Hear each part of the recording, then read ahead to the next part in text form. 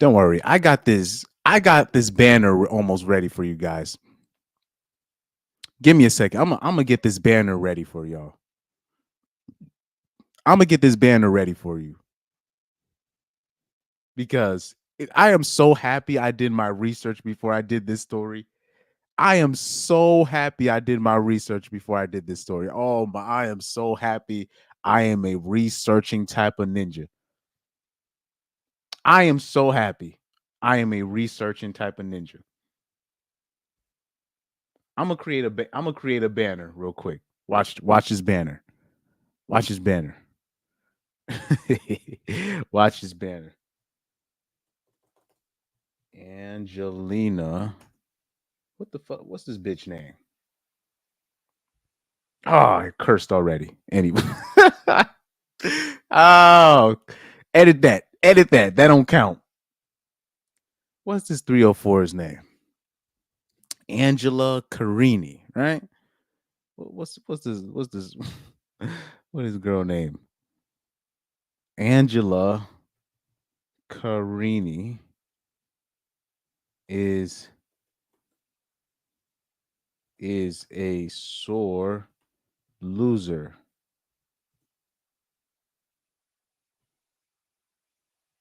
And save and show ticker. Angelina is a sore loser.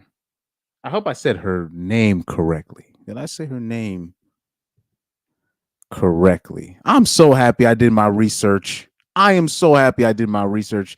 The reporters had it because the way they was reporting it, they were making it look like the broad that beat Angela Carini was a man. No, she's a woman. She just has she has a condition where she produces more XY chromosomes than normal. It's basically the same condition that South African track and field runner from a while back had. It's the same. It's a rare condition. Oh man. What should I give you? Let me see this. Oh Lord. Here we go. Let me present this real quick. Let me present this because I'm gonna spend the whole show, which should be about an hour and a half or 2 hours tops. I'm gonna spend the whole show talking about this. Y'all see that banner at the bottom? Hope I'm saying her name right. I hope I'm saying her name right.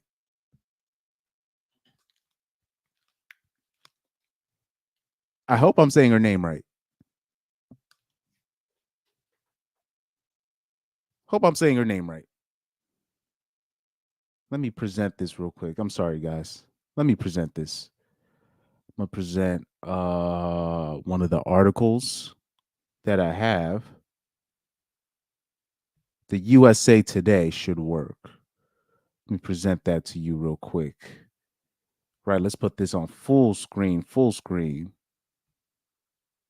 Because the media, they were just trying to stir up the reporters, they were trying to stir up something. And Angela Carini, you were she blew that the simp the what's it what we call it, the simp whistle, the simp wolf whistle. That's what she blew that. Oh man. Anyway,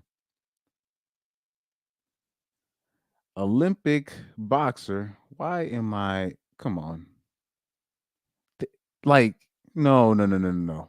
They made it seem like Imane Khelif, the Algerian, they made it seem like she was a transformer. She's not a transformer, guys. She's actually one of the rare exceptions where she's a woman. She has a period and everything, but she has a condition similar to that South African track runner. She has that condition where she produces more XY she has like more XY chromosomes than the average female. And basically when confronted about it a couple years back, she said, "No, I'm not trying to suppress who I am. That's just who I am." Because they wanted her to take like some kind of, I guess, testosterone suppressors. But her argument was like, no, this is literally how I was born. I'm a female. I just happen to have this condition.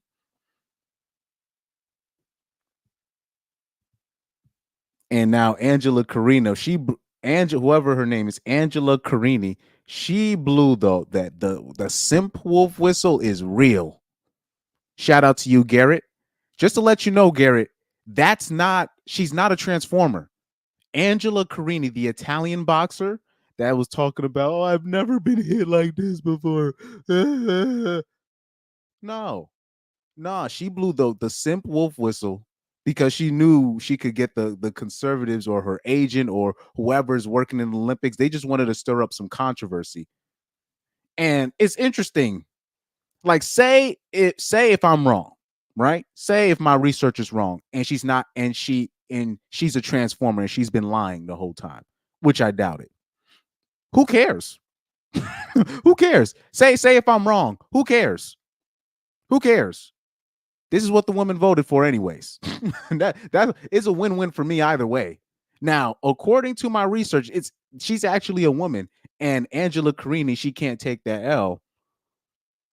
So she hit the conservatives with that. I've never got hit like this before. It's always interesting when bitches finally take. I gotta stop saying it. When women finally get hit by a man, it's really a reset button. It's like they finally. It's like they finally know their place once they finally get the. Once they finally get hit, it's now all of a sudden they know their place now. Now they're a woman now. It's like what is like I don't know who said it. I don't know if Reaper said it or Tactical Insider said this. My guy Tactical Insider, who I haven't seen in a while. Tactical Insider, he called it the reset. You got to give him it's like once you give him that reset, now all of a sudden they know their place. I don't know if you guys remember this before I read this article. Do you guys remember when the factory reset button? That's what it's called. Shout out to you, D-Man. I see you. The factory reset button. That's what it's called. Exactly. That's exactly what Tactical Insider said. So watch this. Do you remember that video from way years back? I think in 2018 or 2019. And it was a black woman arguing with a Chinese man outside of his shop, right? And the black community wanted to stir up, like, oh my God, he hit a black woman. And then I was like, maybe I was watching a different video, but I saw a man having to leave his shop to address a straggle, 304 that was causing chaos. This man makes money inside the shop. What is he doing outside of the shop? I don't know why people don't ask these questions. So they was arguing, they was going in, and that black woman was doing the typical nonsense until he finally gave her that. Finally gave her that. Gave her what she was looking for. And it was the funniest thing I've seen, because as soon as he put his hands on her, it's like she finally started acting. She turned into a woman. All of a sudden, she turned into a woman. All of a sudden, it was, oh, why would you? She turned into, it was. That's what I saw. I saw a loud black bitch turn into a woman when she finally got hands put on her. I swear to God, that's what I saw. That's what I saw.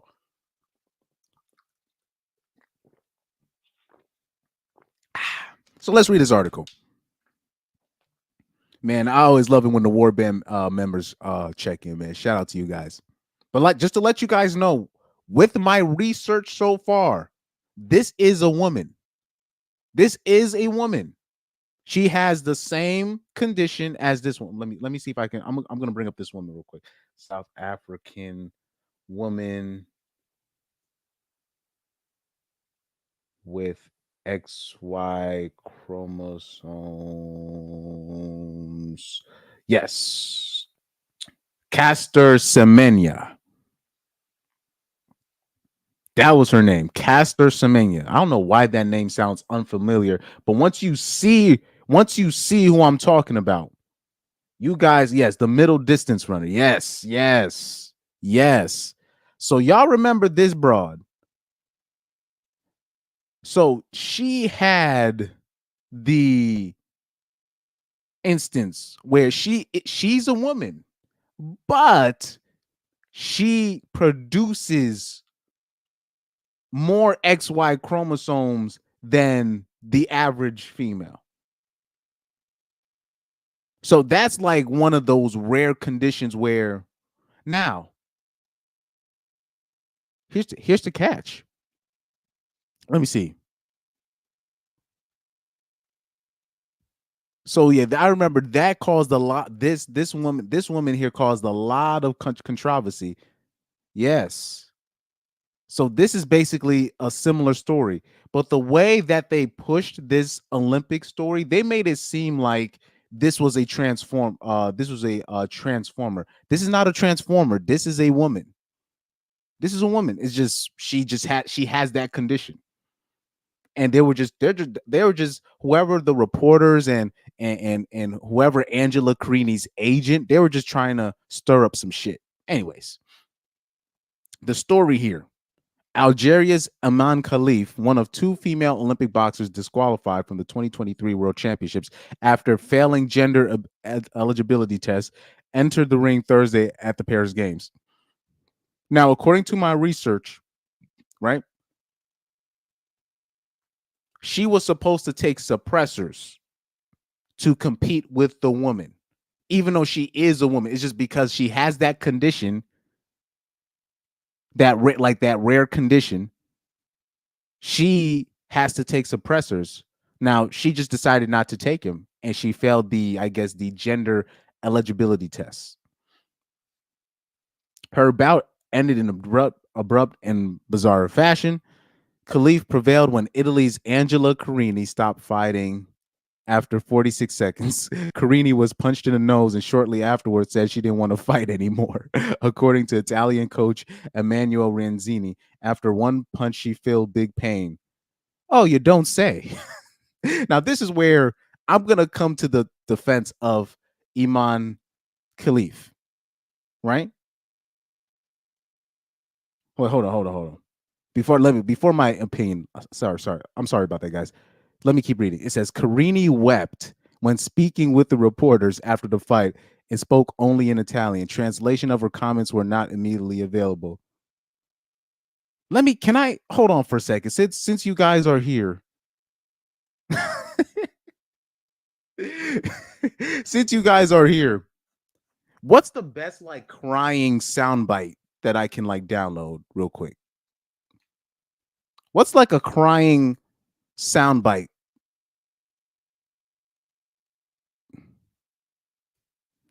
Let me see. Truth Hunter said, "Is it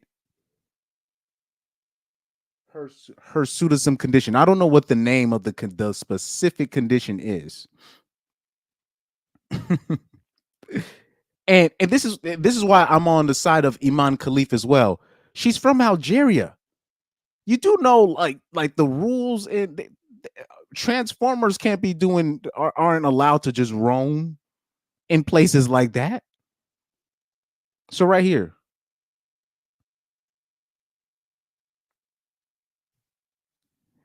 when we talk about the intersex, like those rare condition of intersex, you know.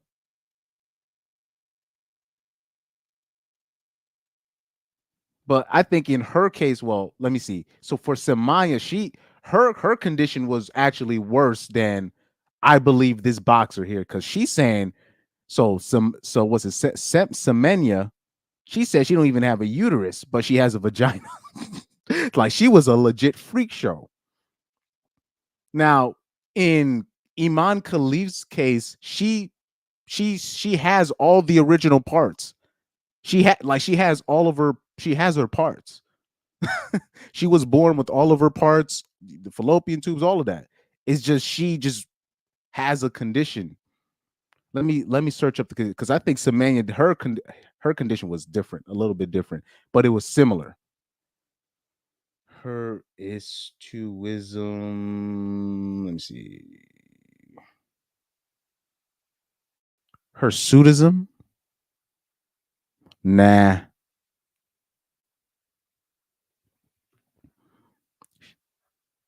She probably Imane Khelif probably has something else. Because I was looking through like all of her her Wikipedia page, her profile. They said that they said it in out because she's from Algeria. They said she's born a woman. Anyways, I'll look up a crying soundbite. I don't know. Somebody's got to give me an idea for a crying soundbite. Because there's another soundbite that I just downloaded. So Truth Hunter said, I knew a woman with that testosterone condition.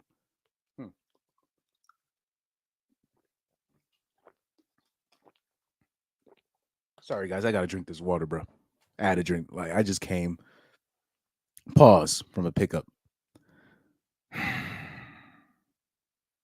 Good for the kidneys. Anywho, let me show you this soundbite that I just added. Because I don't have like the official soundbite thing per se. So I had to do it off the main menu. It's really ghetto the way I have the soundbite thing added. Yo.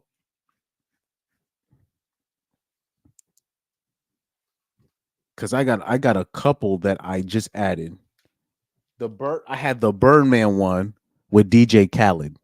So this soundbite, this one, I love this soundbite right here. This is DJ Khaled saying, "We got money, nigga." Literally saying that. And then I'm gonna show you the other one. We got money, nigga. We got money, nigga. We got money, nigga. We got money, nigga. That's one of my favorite sound bites of DJ Khaled. The reason why people forget that Khaled used to say the N-word with impunity when he was with Cash Money. And this was unfortunately what's going to happen with Khaled is he's going to hit a serious lick one day. Meaning he's going to come across like a really good, like he's going to become like a billionaire or something, or he's going to get a really nice deal with a lot of money. And what's going to happen is once he gets that deal, then people are going to bring up his past with Cash Money, with him saying the N-word. And people are going to make it a big deal. That's what's going to happen, unfortunately. That's what's going to happen to Khaled, unfortunately. And this is my other soundbite that I just added the other day. Niggas, I mean nigga people. Oh, Lord. Niggas, I mean nigga people. Oh, Lord. I love this one. Niggas, I mean nigga people. Oh, Lord. Yeah, so maybe every time I'm about to say the N-word, which I still unfortunately do, if I'm going to say the N-word, I'm going to just hit that. And these... Niggas, I mean nigga people. Oh, Lord. I think that's beautiful. I think that's beautiful. Also, Truth Hunter is giving me the names, the actual names of these conditions.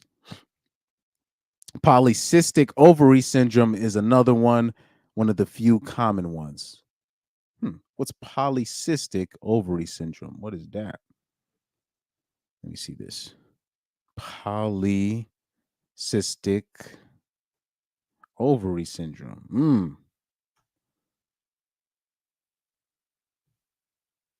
Polycystic ovary syndrome, PCOS, is a chronic hormonal condition that affects women and girls of reproductive age. It's characterized by a set of symptoms related to hormonal imbalances, irregular or missed periods, excess and androgen levels, or male sex hormones. So that could be part of it. Cysts in the ovaries, skin changes such as acne, weight gain, especially around the abdomen, male pattern baldness or thinning hair, small pieces of excess skin on the neck or armpits, right? But like I said, even like say if Algeria's cup has been covering this up since this thing was a kid. Say if the Algerians have been covering this up since it was a kid. I don't care. I don't care if she was crying or she never felt this kind of hit before and what. I don't care, because that's what women voted for anyways. It's like I always say the same thing. I don't even care. Do you it's the funniest things that people get mad when I say this. I always say if OJ did it, I don't give a fuck. Do you really think I give a fuck if OJ really killed if he actually did it? Do you think I care? No, I don't care. What why waste my time on some dope fiends doing dope fiend stuff? And I'm supposed to get in an uproar. So you got like the conservatives here in this case trying to make an uproar. Meanwhile, when you're looking at the the background research, she was born a woman. She was actually born a woman. And really, even like I said, even if she's really if she really is a transformer and Algeria has been covering it up, the conservatives shouldn't even be doing nothing about it, because women they literally marched on Washington for these transformers or intersex people to enter in women's sports. So I don't know why people tripping over that anyways. I don't know why. All of a sudden we know, it's like all of a sudden we know what a woman is. All of a sudden we know what a man is. Now all of a sudden we know how much chromosomes or testosterone or estrogen each gender must specifically have. It's interesting, isn't it? A bitch gets dog walked, and now we understand what how many chromosomes and the amount of testosterone, and now we know the milligrams and all this shit. And now we're back to reality. Now we're back to reality. Isn't that I gotta download that Jesse Lee Peterson soundbite. Isn't that amazing? Isn't that amazing? Amazing, man. That's amazing. Shout out to Jesse Lee Peterson. Isn't that amazing, man? Ain't that something, man? Hold on for a second. Jesse Lee Peterson. Let me search up something real quick. Jesse Lee Peterson, slut maker. I love that one.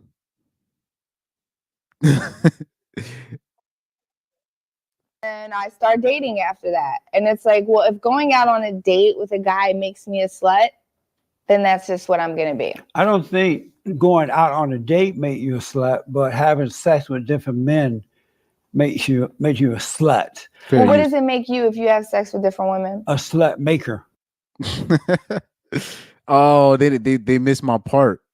They missed my part at the end. They missed my part at the end. I love it when Jesse Lee Peterson says that. He said, "Isn't that amazing?" I love it when he says that. Love it when he says that. You watched my shows before? A little bit, unfortunately. Unfortunately. Why unfortunately? I don't know if there's like an increased risk of brain cancer or what happens if I expose myself to too much of this. But well, at least you're saying amazing. Yeah, I know it's already, maybe it is, I don't know, a pathogen or something. I'm already infected. Fair use, by the way. Fair use. Amazing. Amazing. Amazing. Amazing. They do it Amazing. to no, it was just a question. Amazing. Amazing. Amazing. Amazing. Amazing. Amazing. Amazing. What will be? Might have to add a bumba clot here and there in my sound material, but yeah, you know. But yeah, Gary, you see what I'm saying. You see what I'm saying. Like, it's like now we understand. It's funny now we understand what a woman is, how much each. Now we know the sciences, but well, so we already have people with these kind of conditions, and we're forcing them to take certain repression pills, right? So that means we do know what a woman is. We do know what a man is. So can we stop playing games? Can you tell why can't the conservatives tell these bitches stop playing games? Tell them, like, remember when Hafiz was debating with Just Pearly, he was like, stop playing. quit playing. Stop playing these games. Can we start telling these bitches stop playing these games? Because I tried when I was in high school, but I failed to no avail, and I had no dudes backing me up. Pause.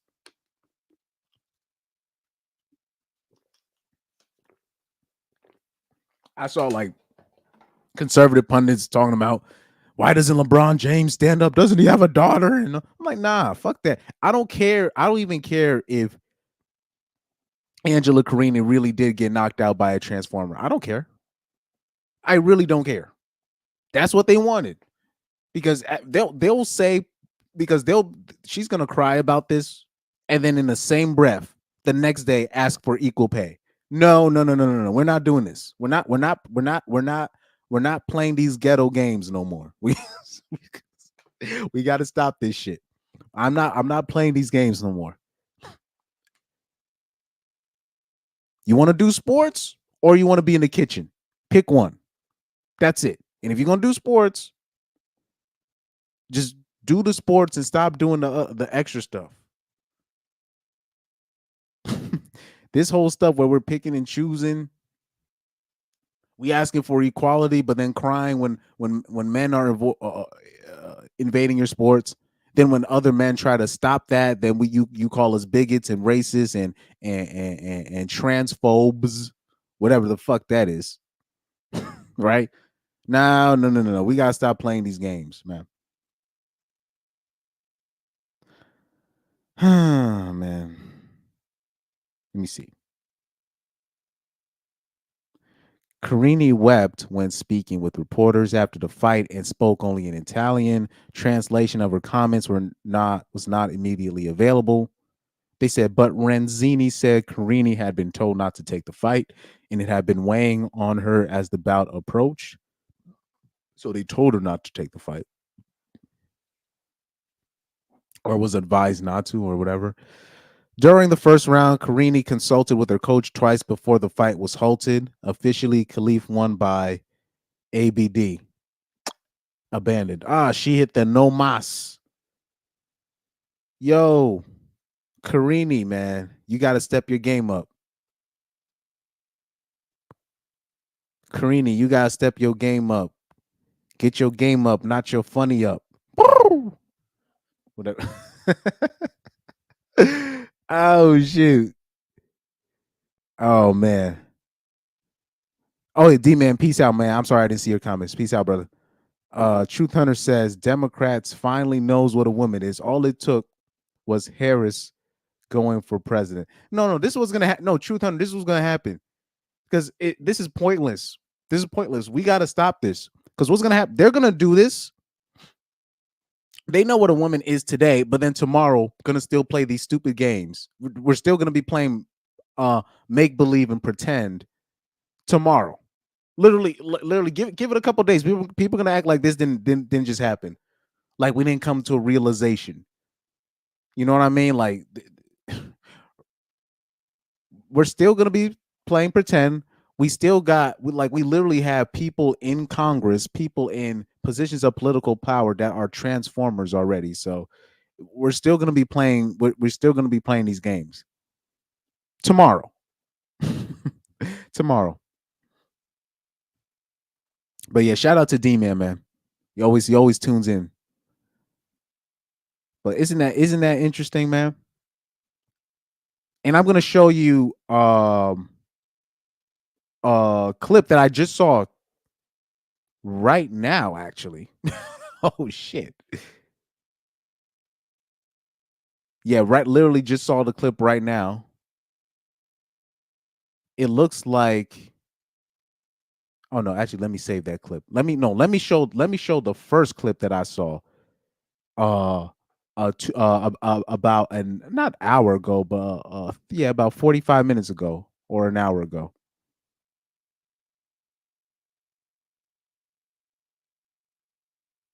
I'll show you the clip. It's the Shannon Sharp clip. Shannon Sharp already got the apparently he already got the information on Imane Khelif.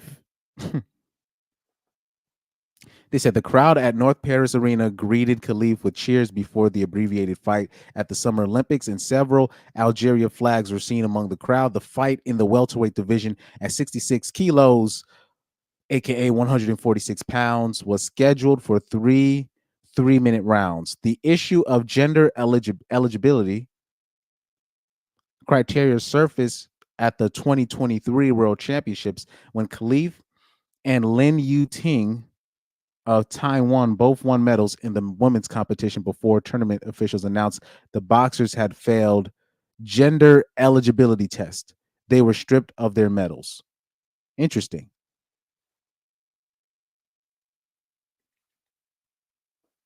This week, the International Olympic Committee IOC said the two boxers met criteria to compete in Paris, sparking discussion about gender eligibility tests.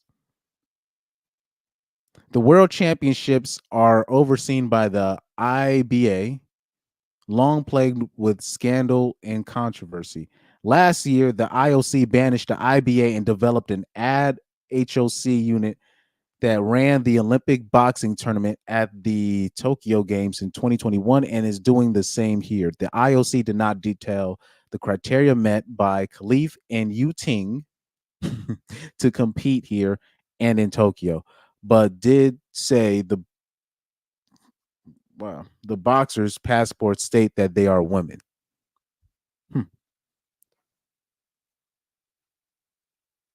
Yu Ting, 28, is scheduled to begin competition Friday against Sitora Turdybekova of Uzbekistan in the featherweight division at 57 kilos.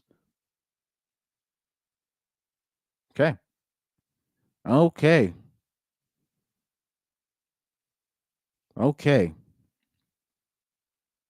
Do we have more information on what's her name? Yu Ting? No, that's a different type of athlete. That's somebody else.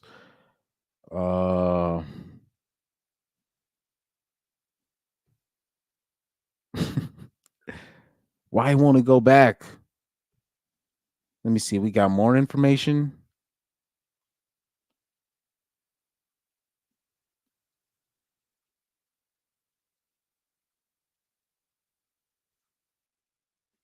Ooh.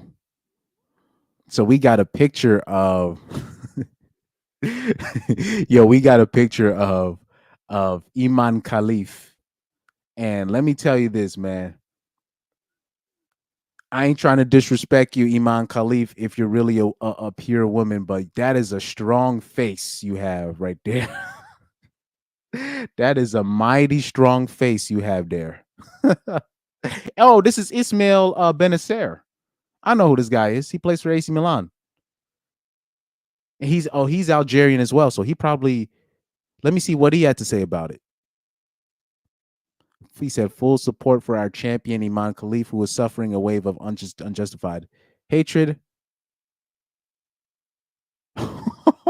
He said his presence. He said his presence at the Olympic Games is simply the of his talent. He said his. He said his. Oh Lord. So he he low key kind of snitches on whatever it is. Oh, somebody got a baby pictures. Well, that looks like a woman to me. It looks like a girl to me. I don't know.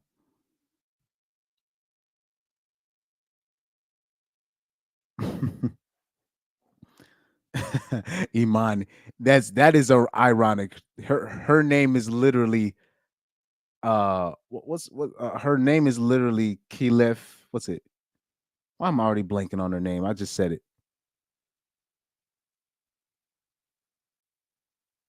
Imane Khelif, but it sounds like He-Man.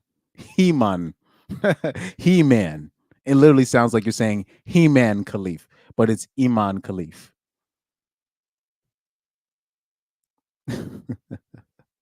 But I'm looking at this baby picture. It looks like she's a girl.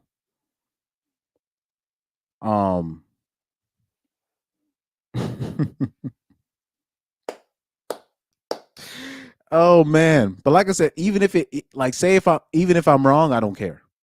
I do not care. Even if like telling you, like, even if I stand corrected, even if I stand corrected.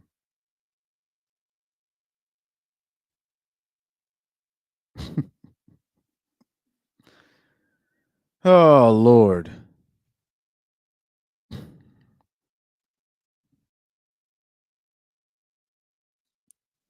Let me see.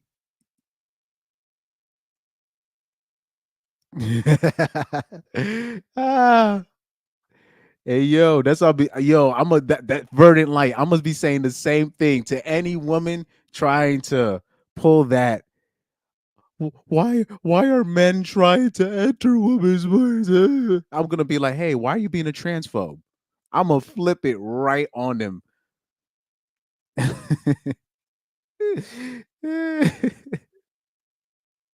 Hey yo, yo, I'm gonna play yo verdant light. Yo, facts. I'm gonna play stupid. I don't like I'm telling you, I don't even care if I'm wrong. Because I do think that she is a woman, but according to the research, she was actually born a woman. It's just she has a condition. But say if I'm wrong, nope. I refuse to be a transphobe.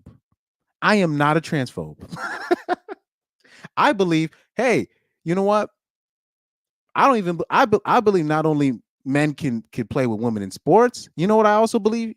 I think you should even let them in prison. I think you should be allowed to let men that identify as women in female prison. Let's go all the way.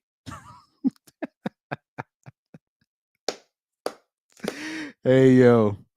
Shout out to Verdant Light, man. Shout out to Verdant Light. I'm with that. I'm with that. Oh, Verdant is it's Pyro.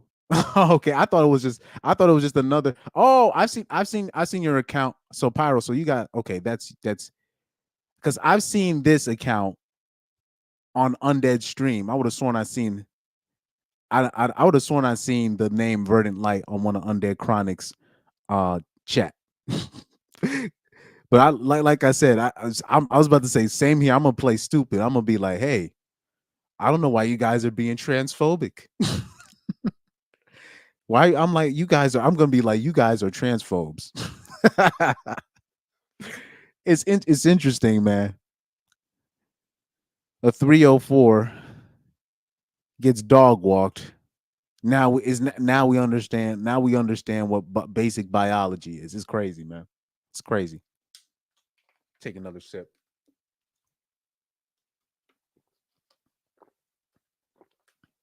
Amazing. Amazing. Amazing. Also, by the way, I want to give you guys a heads up, right? Because simpery is, I believe this. You know, we could talk about who's the bigger simps, white male simps or black male simps, Indian male simps, Hispanic male simps. Simps knows a simp knows no race, no jet. Like a simp is race neutral, right?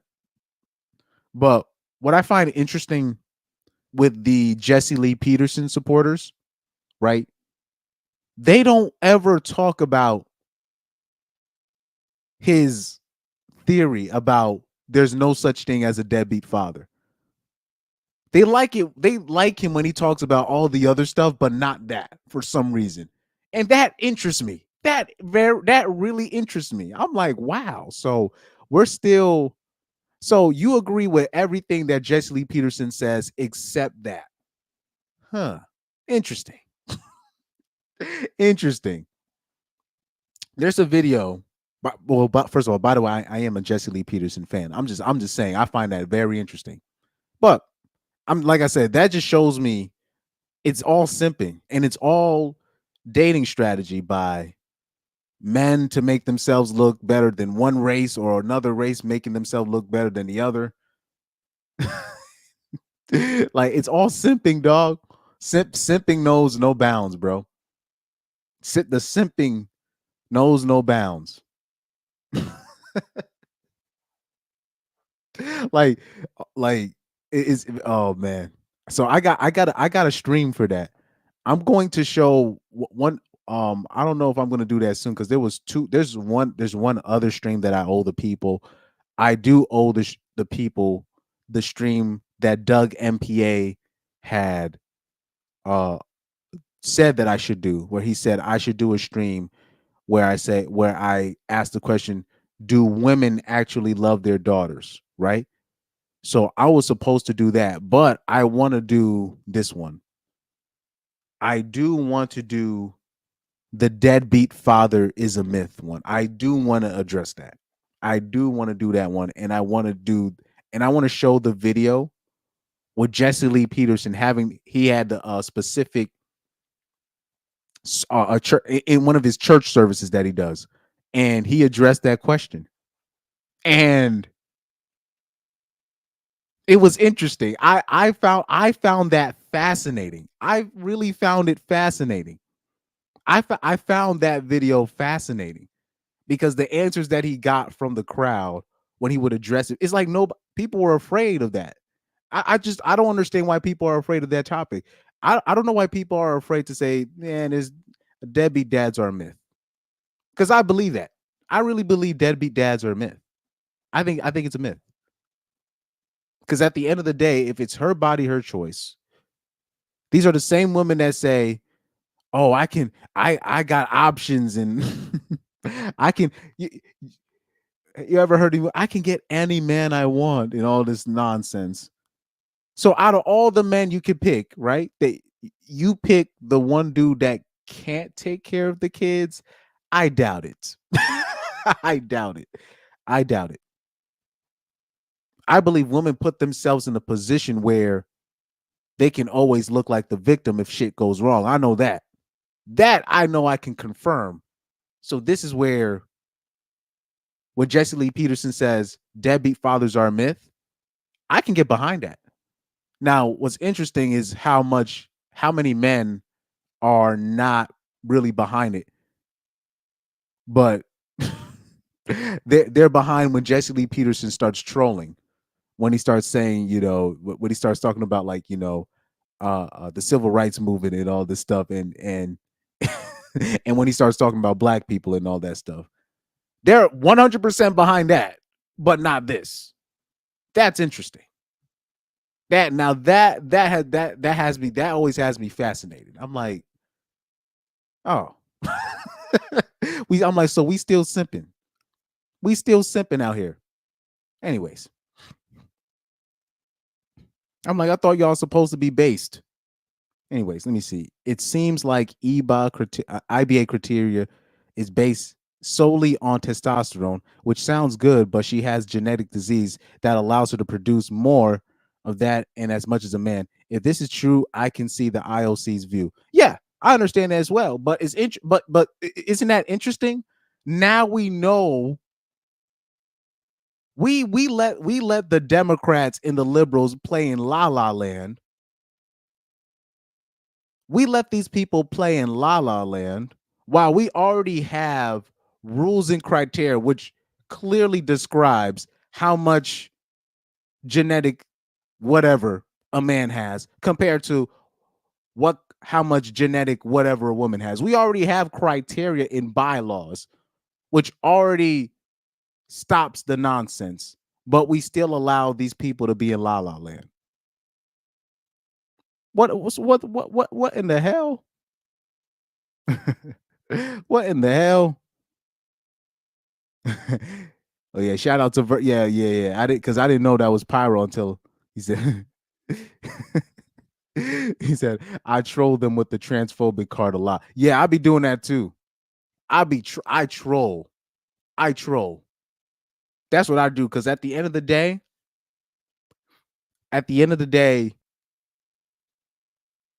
when we talk about, I know I say Corey Holcomb is my hero and all that stuff, one of the people I look up to, but one of the first people I ever really looked up to in this internet world or this podcast / radio world is the Star Report, is Star Terrain.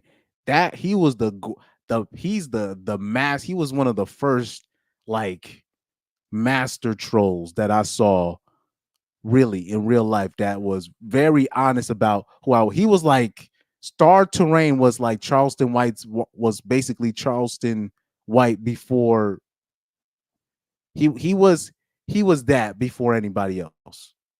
Like the stuff that Star would do and say, he was doing that in an era where you could be touched or shot for saying the stuff that he was saying. Like, so I try to channel my inner Star, DJ, my inner DJ Star, my inner Star Terrain most times. That guy right there, he's the real deal. When we talk about a true objective perspective, I fucks with Star Report. He's consistent. His views, how he goes about certain things, his views, whether you agree with him or not, it's congruent. And he always keeps that same energy. Like, that's my guy right there. I like a guy like that. Pause. Pyro says, in Jamaica, your what the fuck? Why can I not read? There we go. In Jamaica, your homies better not catch you simping, and it gets worse if they catch you sipping over a 304 they all smashed. Truth Hunter said, that's how I am with pro-abortion supporters. Accuse them of being homophobic for not giving gay people kids for the trolling team. Yo, the pro-abort, look, man, I have no respect for most of these pro-choice people. I have like zero respect for those people. They will, do you know, like, these people in one breath, they will talk about how you can be forming a life, right? 1 or 2 or 3 months in, it'd be like, oh, it's just a clump of cells, it's just a fetus. Then a dude will kill a woman and she'll be 2 months pregnant or even a month pregnant. She'll be a month pregnant. And the dude will decide to kill his girlfriend because she's going to have his kid or for whatever reason, he's an abusive man. He's crazy. And then they'll be in the same breath, they'll say he should be charged with double homicide. And you're like, what? I thought you said this was a clump of cells. Now you're saying pregnant. Oh, okay. Is like they don't even realize the cognitive dissonance. Is like it doesn't even catch on to him. I'm like, do you realize what you just did logically? You just told me it's just a clump of cells. But if Ray Karoof does what he does, oh, it's a double homicide. What? How does that make sense? You just said this wasn't a life. Oh, okay. All right. Truth Hunter says, I even started a mini war in one Discord, a point to the point the owner deleted his Discord. Woo. You must have some A-level. You must be an A-level troll. He said, got gays and pro-abortion supporters to rage at each other. Yeah, yo, you know what? That's a very interesting dichotomy. That's very interesting that you do that. Now that I don't think I've done that. I just I just go in on I don't actually have much problems with uh the gays or the lesbians that much, really. Especially the ones that are already open about who they are. I actually don't. I have like zero problems with those people in my life, but so I don't really troll them. Look, whoever you are, you need to be. I attack people's consistency, your congruency. I just want people to be consistent with who they are, so we can do things accordingly. I don't like people that move the goalposts to fit whatever agenda they're trying to push. That I am against that. Like, I'm not even against women being 304s, but I'm against, you know what I'm against when what women do? I'm against when if a woman decides to be a 304, but then a man will be like, oh, you know what? I don't think I can date somebody that was a 304. And then we're called, like, remember that video the other day that I showed you guys with the guy saying, I don't want to wife a bitch at the club.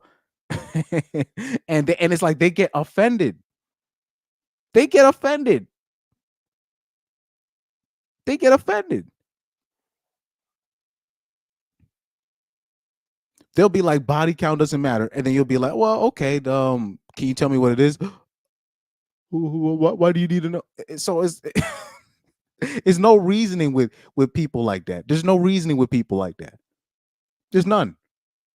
Now, women tend to do it the most because they don't have to be accountable for being logically they don't have to be accountable for being illogically, like, how do I say it? To not being logically consistent. They don't have to be accountable. They don't at all. Just in period. So they could just say shit and then it just sticks because they're a woman. Let me see.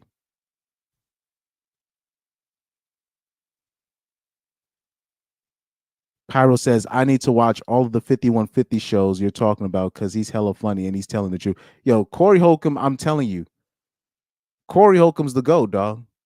Him, Star Terrain, from the Star Report, one of my probably the best radio personality of all time, in my opinion. Star Terrain, the best radio personality of all time, in my opinion. They're to me, it's him. Yeah, just him. Even over. Yeah. When it comes to radio, I'm telling you, man, Star Terrain, awesome. Because the Star, it's called the Star Report. That's another channel. Let me show you guys something real quick. Because I don't want to, because I know Star Report, he doesn't play about his like, he doesn't even allow people to replay his videos. He don't play that. The Star Report, right? Please subscribe to my guy right here. This guy, he's been in the game since like the 80s, or I think even the 70s, but I think he's been in this radio business, the podcasting business, this kind of the entertainment business. He's been part of this business since the 80s and the 90s. This is an OG.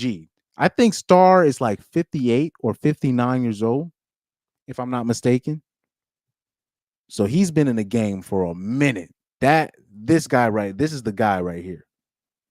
When we talk about pure objectivity, it's not many like him. Not many like him, man. Not many like him. So yeah, that's definitely a guy that I have massive respect for. But Corey Holcomb, I love, because I believe Corey Holcomb, even if I disagree, he has the right. He's the few people that I can say, you know what, he has the right to complain about. Like, say if I'm wrong about this situation, and what's her name? Imane Khelif. Say if I'm wrong, and Imane Khelif was actually a transformer, and the Algerian FA was covering it up. He has the right to complain about it, because Corey will go up and say, why are he not only will he say obviously women and men shouldn't be in sports together, but he'll take it a step. He'll be like, why are I showed you that clip the other day when he said I would never be, he said he said women are not even supposed to be in war. He said they're supposed to be cooking the chicken from the men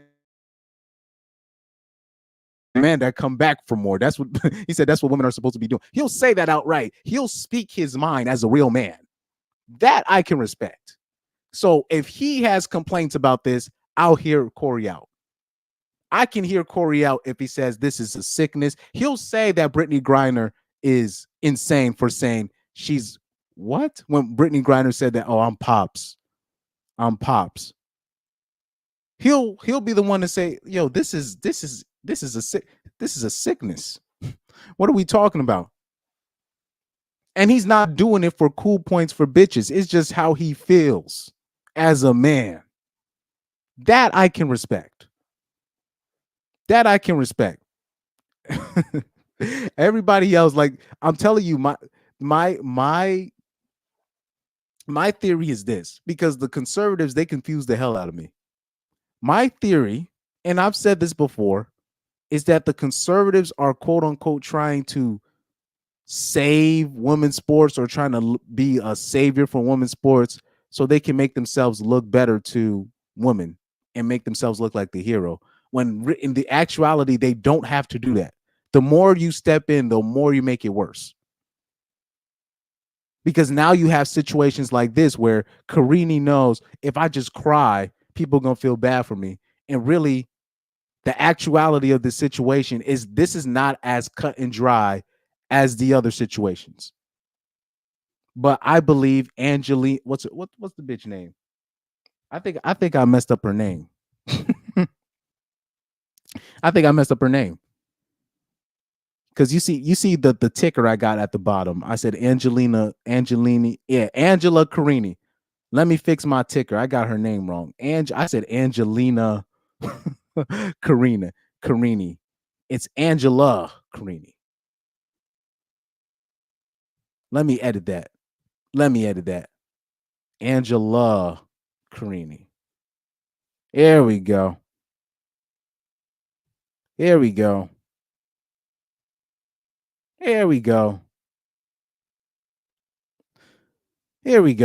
Angela Carini.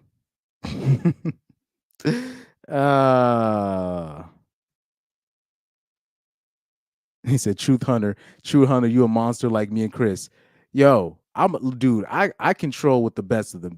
At the end of the day, when I first started using this internet, I used the internet out of pain because of my social life, in school or just in public. When I was like in elementary school, that was my origin of using the internet. So my first job using the internet, I was trolling out of pain, out of frustration, out of what I was going through, whether it be with the bullies or the teachers, or the public humiliation I was going through. So that's why I was using the internet. So at the end of the day, I am a troll first at heart. So I control with the best of them.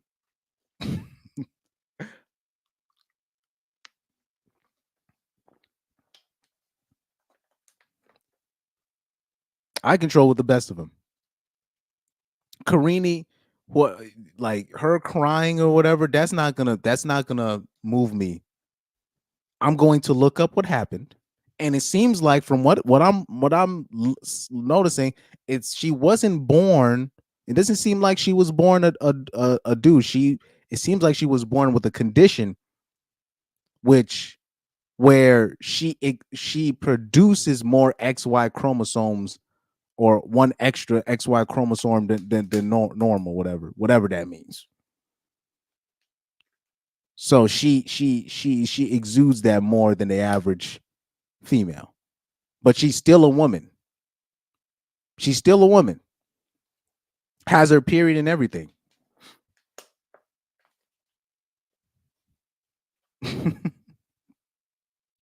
Like, oh yeah, like I said, I don't want to see no woman complaining about this issue. I don't want to see not one woman complaining about this issue. Like, I remember when I was in fucking high school. Shout out to you, Reaper. I remember when I was in high school and I spoke up about men with the whole bathroom nonsense. I remember speaking out against it, and people acted like I was crazy for saying that shit. I will never forget that. I was like, damn, y'all finna leave me alone with this? That's crazy. Okay, I was like, okay. I was like, all right. Man, and bro, do you know I used to feel so bad for, this white dude in my college class. Anytime he tried to bring up a point, because he was a conservative, anytime, but he was in a mostly liberal, left-leaning, he had a left-leaning professor and everything. So anytime he tried to bring up a point, he couldn't really defend himself. And the bitches in the class would just laugh at him. Now, at the end of the day, when I was in college, I still was like, I didn't really care for anybody. I had like I had an A in that class because it was just a history class.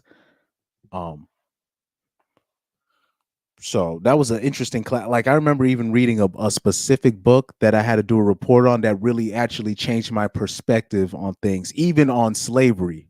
Believe it or not, I really started looking at things different as well when I read. There was a specific book that I read when I really started looking at the realities of everything. Like, so yeah, that happened too. But I remember feeling really bad for this kid. He couldn't even really defend himself, and none of his friends or the people that he was talking to would even defend him. I was like, damn. Well, I'm like, well, I know, at least I know what not to talk about. But then I remember because this was in 2016 when I was in freshman year in college. Then I remember that there was a day because everybody was laughing at him, right? And the day after Orange Man won the election, and everybody was I remember bitches was about to cry. And dude, there was bitches crying in the class because of Orange Man winning. I remember I wanted to laugh so hard, but I couldn't. I was like, why are these bitches crying for? Dude, I remember going to my sociology class, and there used to be these big football ninjas. They used to sit in the front of the class because the teacher was mad chill, right? The professor was super chill. So she would be cool with us, not crack jokes with us, but she was always very cool and straightforward with us, and very, very fair, right? But she's a very, left leaning individual, but she's a fair woman. She's not going to isolate you if you think a certain way. But like I said, she's a liberal, like, so it's going to be a mostly left leaning type class. So that day the day after when Orange Man won, these football ninjas that would be in the front of the class cheesing with the professor or whatever, these guys are so mad. These ninjas walked all the way to the back of the class, put their hoodie up on their head, and laid down. Dude, I could not help myself. I was laughing. I was keying the whole day because I wanted to see the reaction. That's how evil I am. I went to all of my classes early that specific day just to see the reaction, just to see people's reaction. That's how evil I am. I just wanted to see the reaction because I knew everybody was crying about whether Orange Man was going to win or not.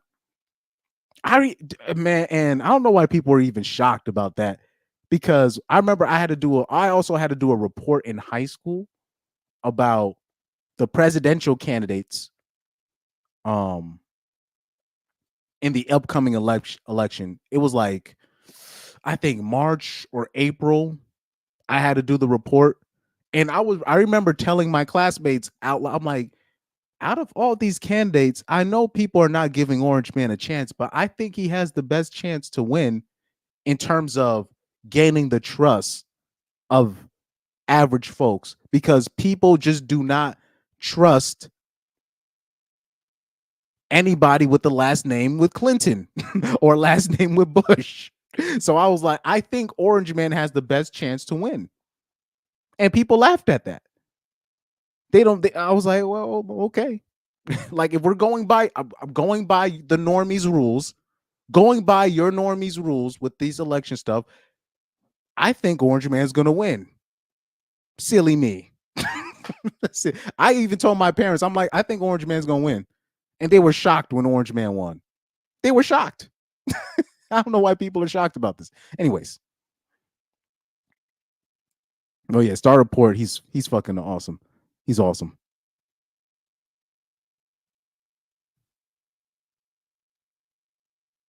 He said, I still can't believe men are still calling. Yeah.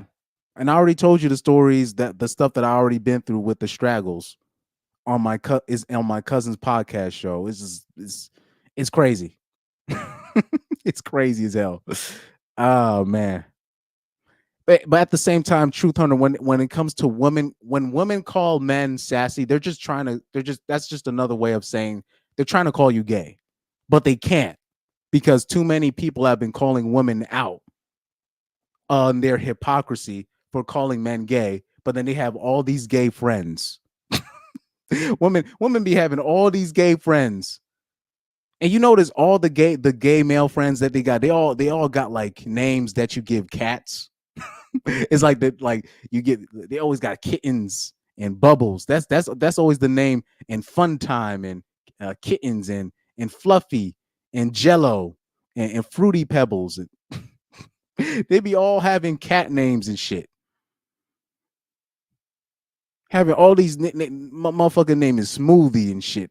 Avocado.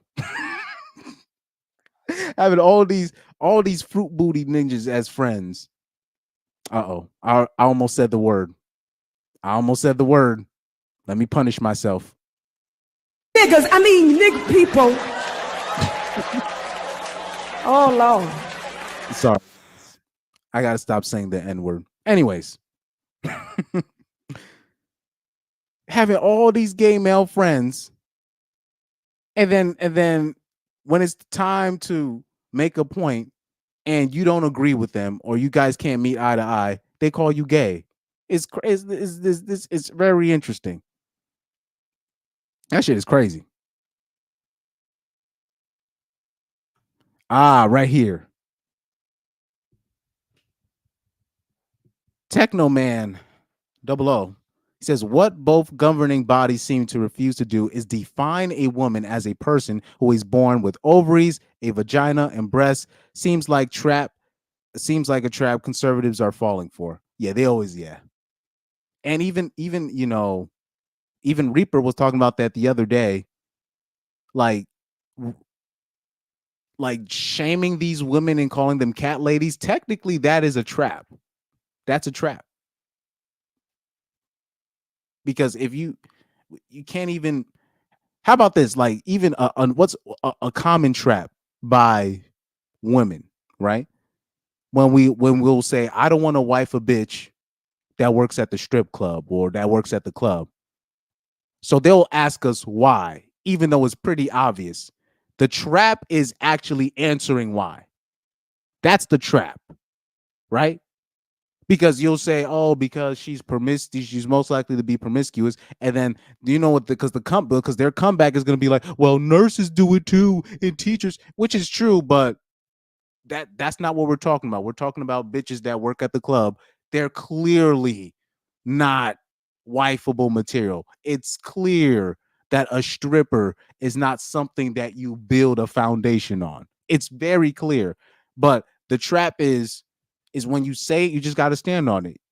You don't have to explain. You don't have to, as a man, to another bitch. You don't got to explain why you don't want to wife a certain woman. That's your decision. You as a man control whether or not you want to put a ring on a bitch finger. That's your decision as a man. So you don't have to explain yourself to a woman to be like, I no. I'm not wiping up a bitch that works at the club. You don't have to explain that. But the trap is them being like, oh, just tell me why. Give me one reason. No. They already got that's a trap. Because first of all, they already know that's a no-go, but they just want to disrupt your flow. They just want to disrupt your flow. The trap is answering to a bitch on anything. That's the trap. That's a trap.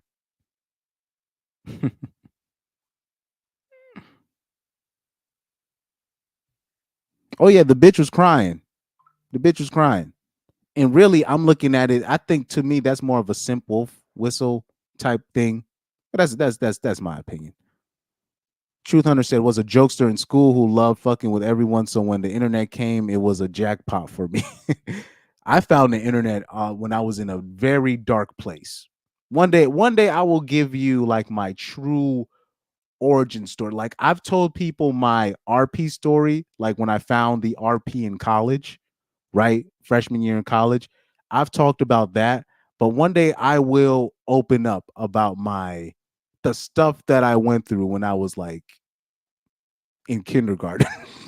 One day I will give you my villain's origin story. And then when I found the internet, when I found music, when I found soccer, you know what I mean? One day I will give you my villain's origins, like my true villain's origin story on my life on that end. And how the internet really helped put a lot of things in place for me. Let me see.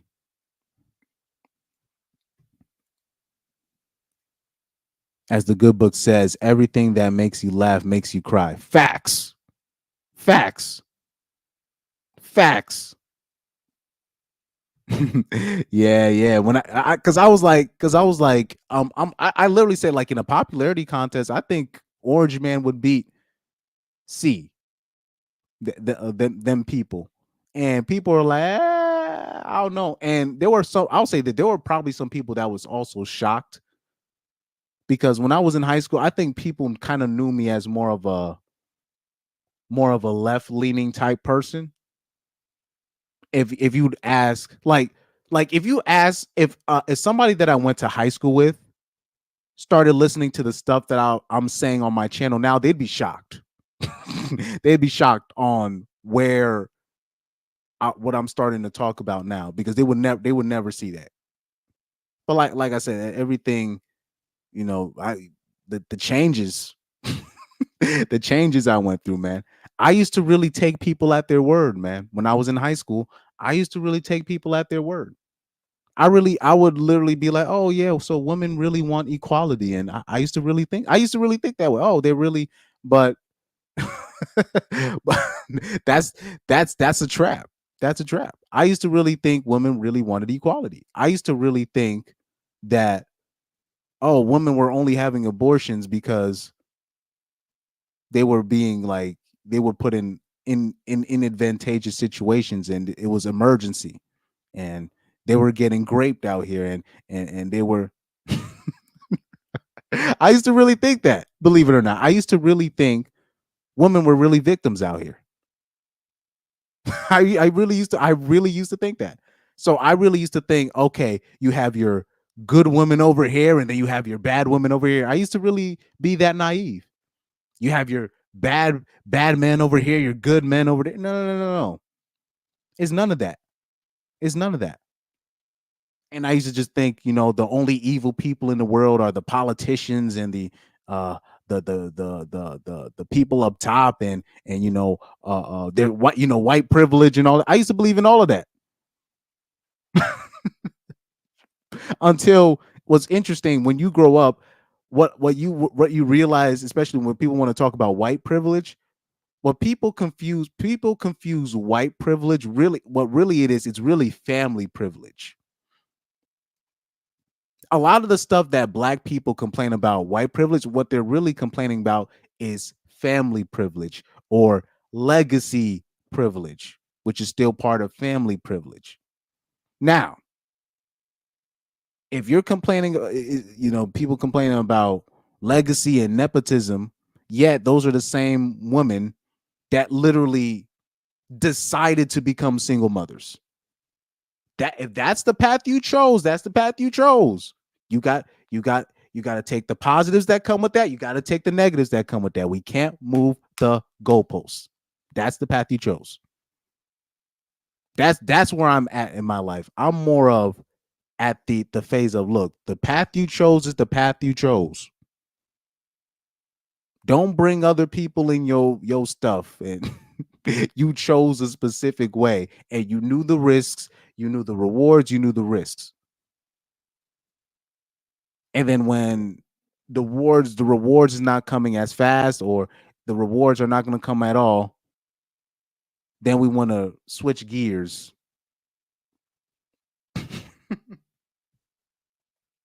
It's interesting, man. Oh yeah, they trying to wind us. Like I saw a conservative today, or somebody talking about, oh, why don't the celebrities say something about the Angela Carini being robbed and her crying? I'm like, nah. I'm like, this is where I'm gonna go to the celebrity side. I'd be like, don't worry about it. Whatever male sports players, don't worry about it. Don't worry about it.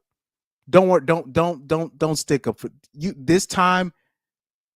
This one just let that go. Let the women go through what they're going through, because these are going to be the same people asking for equal pay the next day. The next day they're going to be asking for equal pay, even though they're crying over a bitch that's probably obviously a little bit more enhanced than the average bitch. Sorry, the average woman. Sorry, I did it again, guys. My bad. Oh man, I did it again, guys. Niggas, nigga people. Oh, Lord. But there's no, I'm not,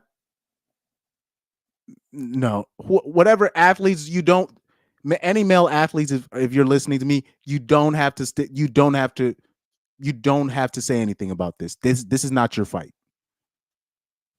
Protect your dollars. Protect your money and your dollars. You don't have to fight for this. You don't have to fight for this. No. Nope. Truth Hunter said Niggas is a good subword for the N-word. It means kings in Ethiopia, or it means a hot drink of port with other stuff in it. This is true. But, like I say, I come from a very bad place. I come from a very ignorant place. I grew up listening to G Unit and these people. So that's my excuse. Like, all the best movies in my mind, where the movies that got me out of a dark place, was movies like Belly, right? These Menace to Society. These are the movies that I found hilarious growing up. I still find them hilarious. I still love that scene when Kane is robbing that dude in the car at the burger at the burger joint at the drive-thru. He said, "You know what I'm in here for, ninja. I want your stereo, and I want your rims, and I want a burger." He's robbing this dude and asking him to order him his burger. That's one of the funniest scenes in the history of ninjadom. That has to be one of the funniest scenes in ninjadom movie history. That like, it's easily. He said, "Order me my motherfucking food." This dude was in the drive-thru getting robbed. He's up in the drive-thru with the gun at his temple. So, can I get a burger and surprise? He said, "Motherfucker, I said with cheese." He said, "Make that a burger with cheese."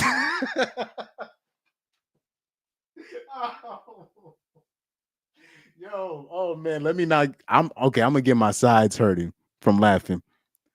I'm gonna get my side. You guys got to watch that Menace to Society scene. He said, "Make that a burger with cheese." I said, "This dude is stupid, dog." He's like, "Come on, man, we supposed to be brothers." Kane was like, "Oh, you trying to get smart with me? Oh, you trying to kick some knowledge? You know, fuck that. Give me your necklace. Matter of fact, give me. Oh, you got a pager. You a baller, huh? You a motherfucker. Give me that shit too. Better me than the motherfucking cops." That is one of the greatest scenes that I've ever seen in cinematic history. I think that scene alone should have won awards. that was hilarious. That scene was amazing. Now, it's fucked up that I think a scene like that is amazing. I know there's something wrong with me for me to think that's amazing from Menace to Society. That was one of the funniest scenes I've ever seen. Said I used to think that way too. Oh yeah, Truth Hunter. Yeah, I'll say my one day. I'm gonna say my origin story. One day, one day. Oh man. Oh, shout out to Shadow Dog Law. He said, "Bruh, Belly promoted SR on the low. Remember when Tommy's side chick was talking to his main?"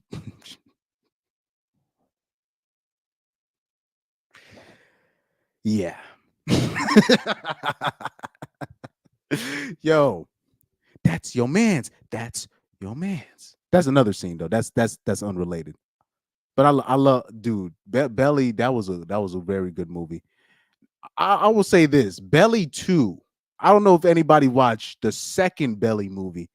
It wasn't as good as the first one, but I still remember damn near everything in that second movie. With the Belly 2, the second Belly movie with the game in it, and the guy that played the guy that played the gay gangster in the Wire. I forgot what the actor's name is, but he was in that movie too. My favorite scene in Belly 2 was when they finally caught up with the dude in the shootout.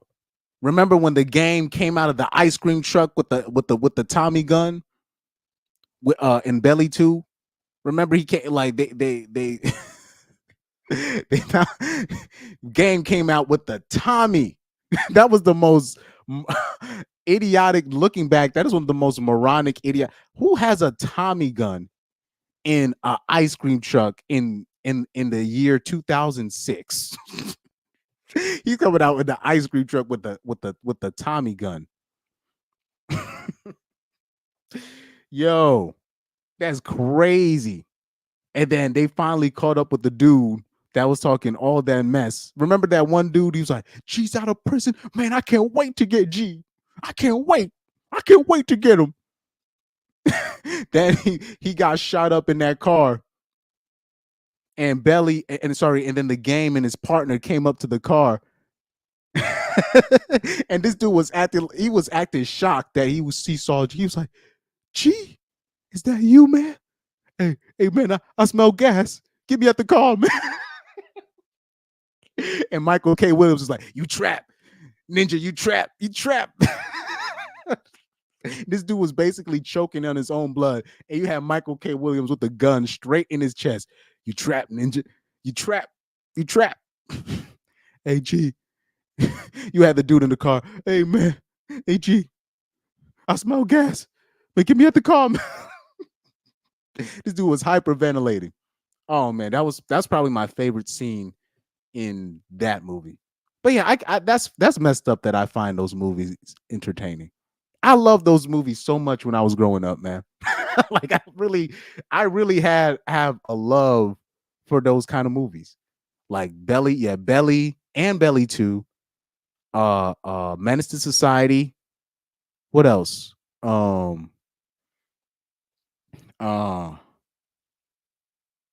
um what else from the movies from the 90s that was kind of fucked up?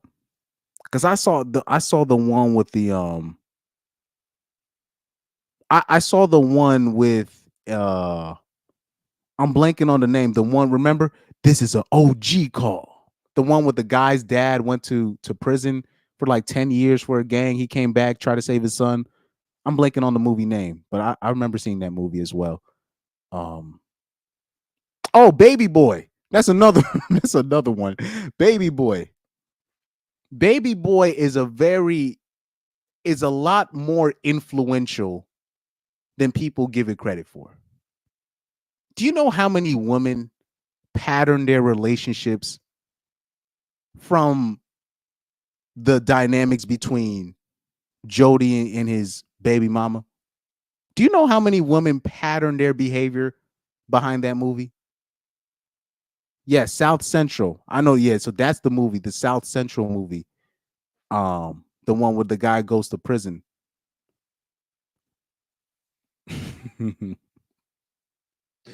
Oh man.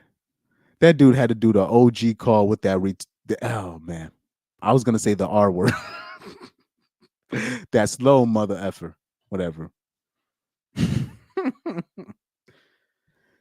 Man.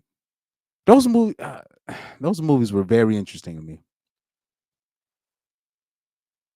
Those movies were very, very interesting.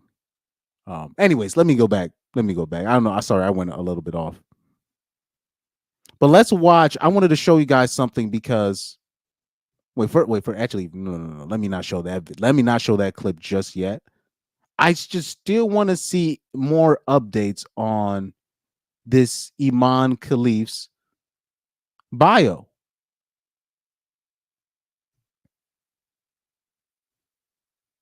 You know?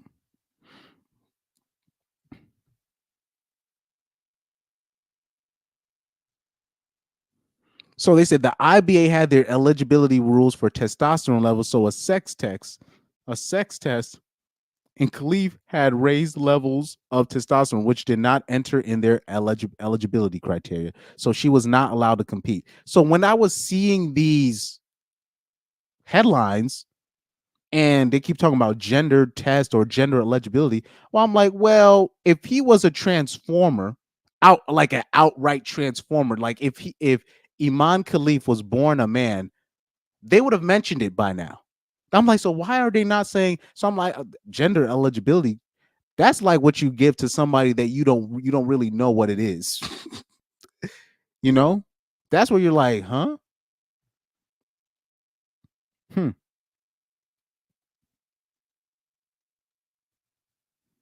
So right here, let me see.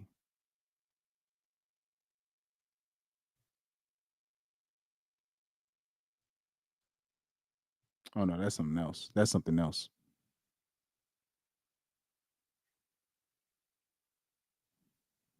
But yeah, all this stuff about gender eligibility, because if Imane Khelif was born a man, they would have just said, "Yo, she was born a man," and you got to take into account Imane Khelif is Algerian. Now, if people don't understand, like in Algeria, you can't just be out and about a transformer. If you're like a transformer in like a country like Algeria, you're not out in public or you're not doing sports. You're not you're you know it now if I'm wrong about that, that must be one of the biggest cover jobs in Algerian sports history. you know, this is where this is where I'm like, is it really a quote unquote disgrace, or was Angela Carini, she was just crying about nothing? And really, I think she's probably being a sore loser because Imane Khelif, if I'm not mistaken, she's not undefeated. She's not undefeated.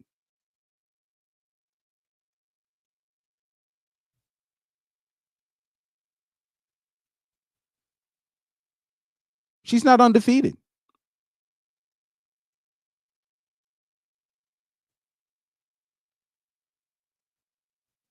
So watch this. Imane Khelif, 9 wins, 5 losses. That's her official boxing record. She has a 9-5 career boxing record. So if she has so much of an advantage with this whole XY chromosome thing, how come she lost? She got 5 losses on her belt. So it can't be that big of an advantage. Or is it let's keep it a bug. Maybe Mrs. Carini, the bitch can't take a punch. Maybe she got an Amir Khan type jaw. And she what if this is really all to do about nothing? What if she got an Amir Khan type jaw? Anybody that knows a little bit about boxing, that knows a little bit about Amir Khan. Amir Khan has the weakest jaw in the history of might have one of the weakest chins in the history of boxing. Anybody that followed boxing understood with Amir Khan, he was a good defensive fighter. He can move around. He had talent, but as soon all you got to do is catch him one time, and he's gonna turn into a baby calf. That's it. So what if Carini, in all of her complaining, because the way people are describing Imane Khelif, they're acting like this guy is this girl is undefeated. She's 9-5. So she's 9-5 so far in her career.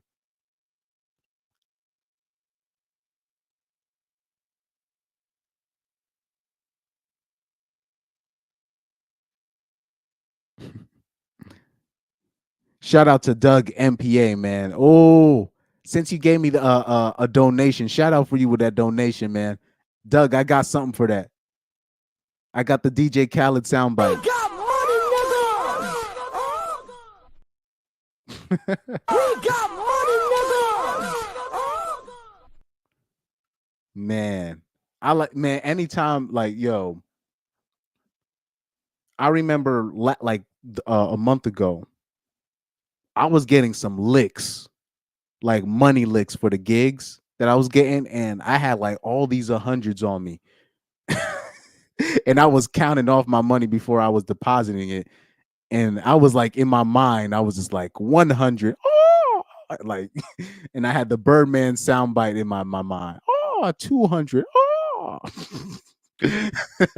that's how I count my money. Every time 100, I count by hundreds. 100, 200. Oh, I had the Birdman soundbite in my head. Anyway, Doug MPA's comment right here.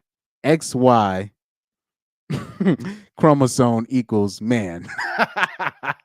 Nice and simple. Facts.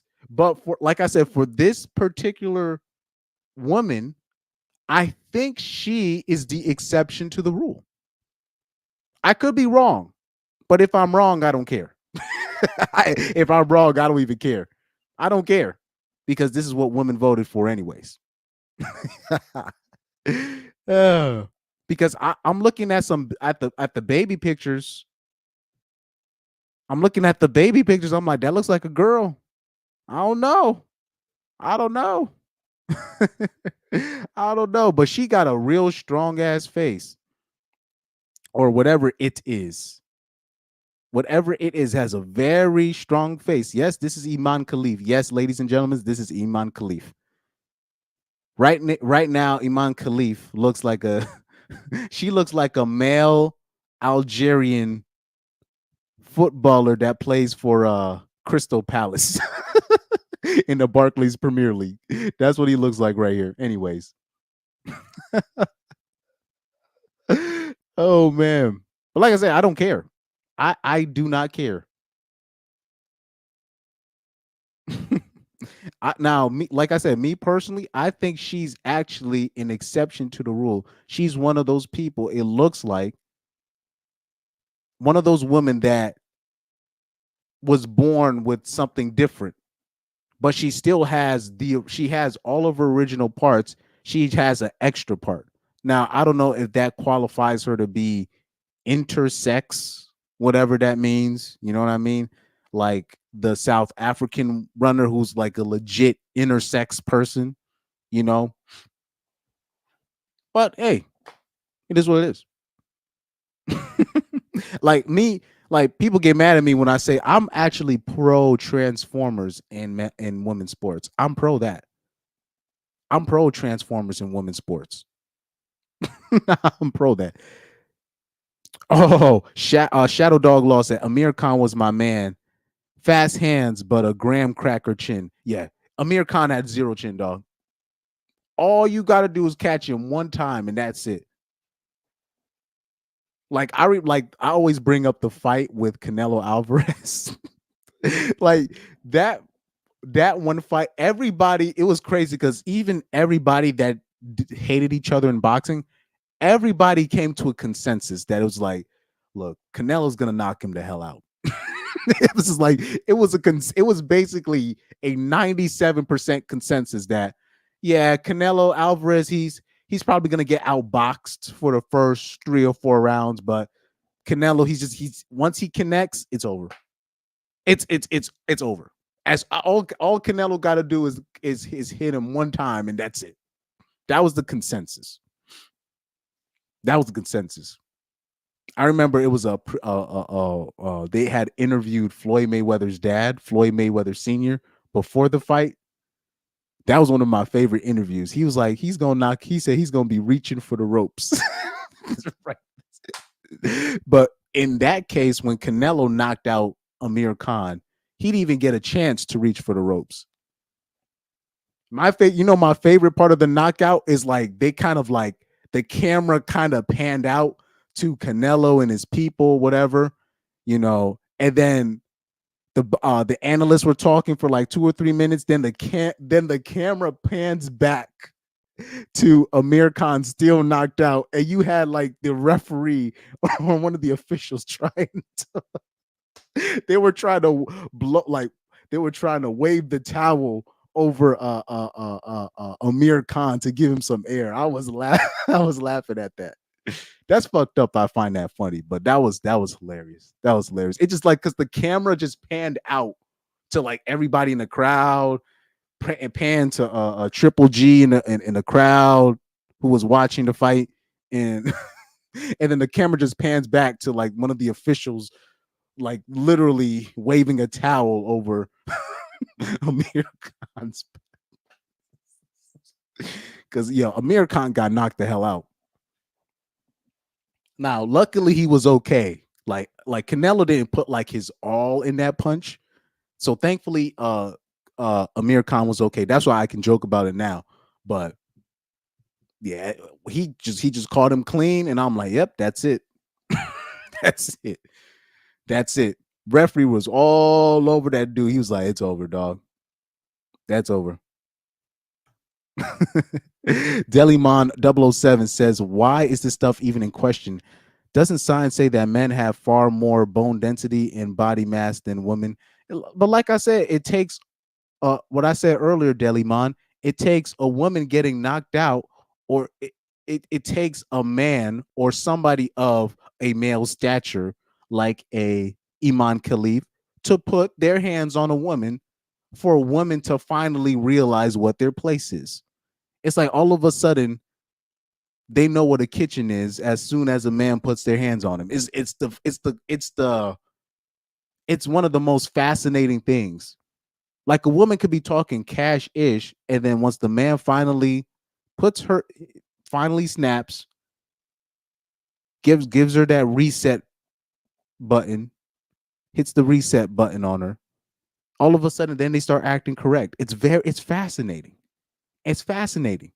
It's like they turn back into women when that happens. Doug MPAs, thank you, man, for the other for the other donation. He said that's for the dope sound effect. Yeah, I love this sound. I love this sound, man. We got money, nigga. We got money, nigga. We got money, nigga. That's my man. I love that sound, man. Well, it's definitely better. Well, I don't know if it's better than this one. Swallowed up. Have you ever been swallowed up? Have you gone through a time of swallowing where everything was overwhelming? And I would have been swallowed up? Have you ever been swallowed up? Have you gone through a time of swallowing where everything was overwhelming and you That's another dope one, but I love that. I love the Cash Money. Man, I miss all those Cash Money record songs, man. Even though it's so ignorant, but I miss those days. You know, when DJ Khaled when DJ Khaled used to say the N-word with impunity. Oh, those were the days, man. Those were the days. When Young Jeezy was dropping like record after what Jeezy had like the best Hood Ninja records out of everybody. I still listen to a lot of those records, man. Jeezy, yeah, like Jeezy had one of like the best mainstream like radio hood bangers. Like Jeezy still has a special place in my heart. Pause for those for the hits that he was dropping in like the like after, especially after 2006, like post 2006. I still remember when Young Jock had his hit record. Oh man, those were some great times. Those were some great times. And I know people were complaining about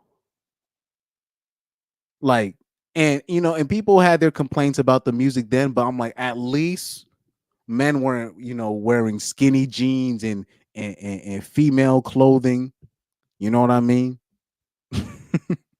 Like I said, that was the last of the Mohegans because at least those dudes weren't like on the rainbow side.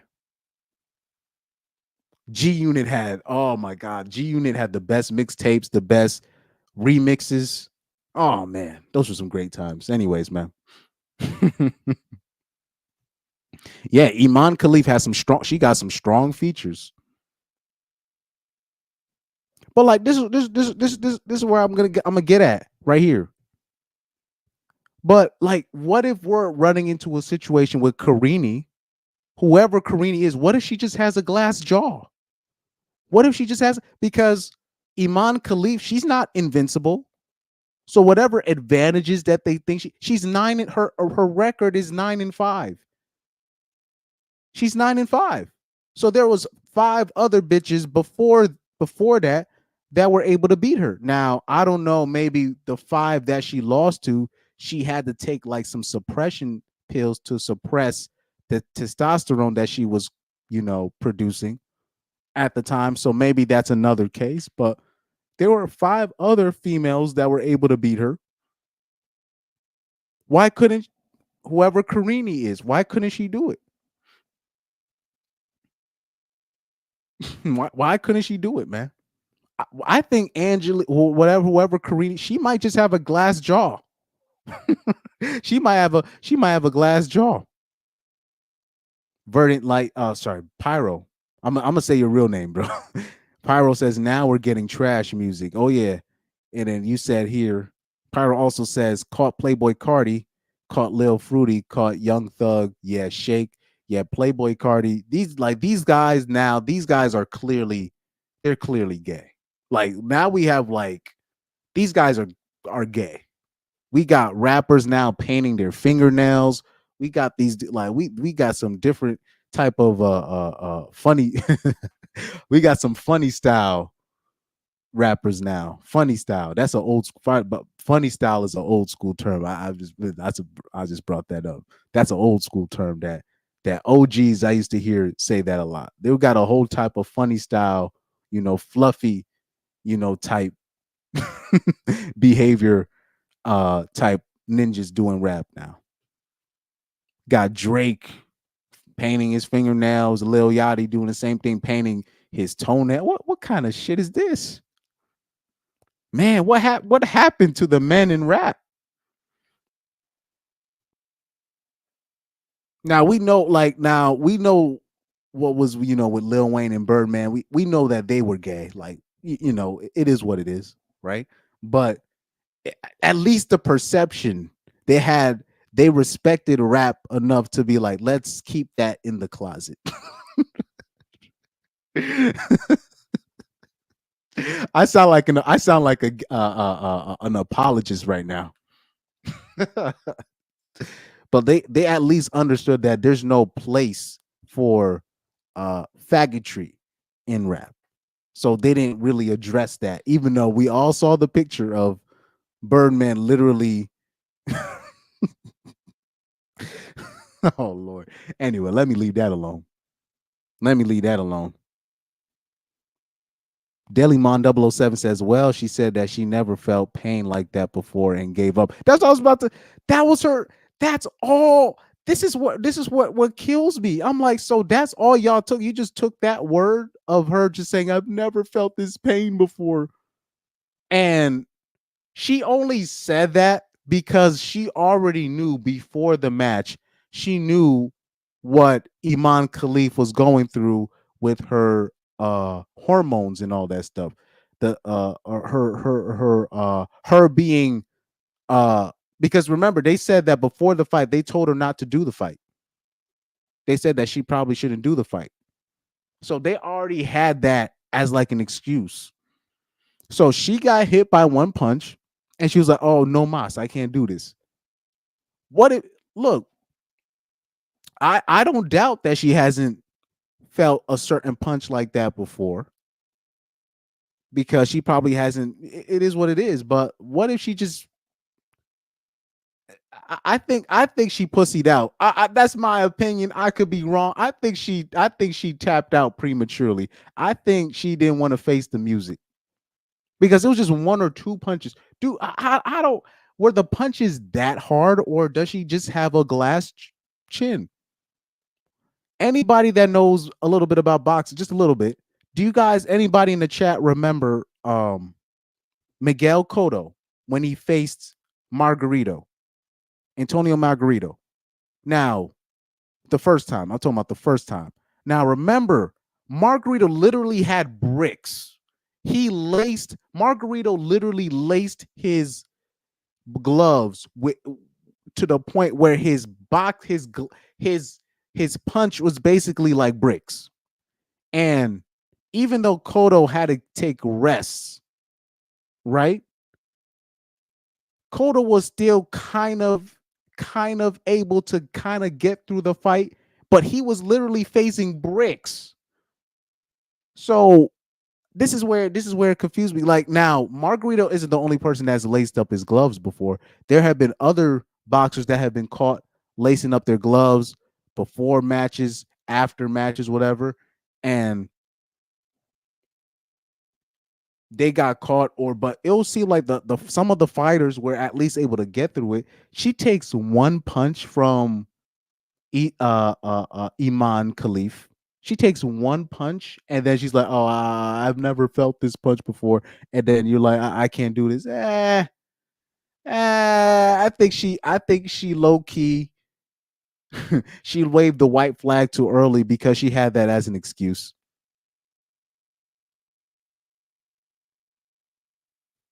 I know. No. I know, but I don't care. Like I said, Delima, I know, but I don't care. I'm taking it as I believe because I truly believe she took the easy way out. All of a sudden she knows what biology is. I've never felt this punch before. Nah, I don't know about that. Nah. Look at my ticker at the bottom. Angela Carina, whatever her name is. Angela. I can't read my writing right now. But I say Angela Carini is a sore loser. I think she didn't take that L.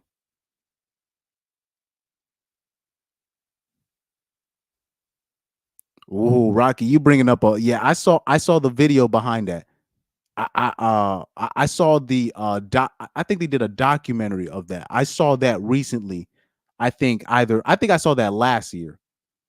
I don't know where I saw it, but that they showed like the whole thing where he basically had his gloves laced, and then by the end of the fight, somebody they felt this man's gloves, and they found his gloves fucking his gloves were basically bricks, and his camp. And the funny thing is, when they find these people doing that, they act like they don't know what's going on. They're like, I don't know how his gloves ended up like that. I'm like, bruh, one of y'all or all of y'all had to know. Come on, stop it. Not all of them got the same story. I don't know what happened.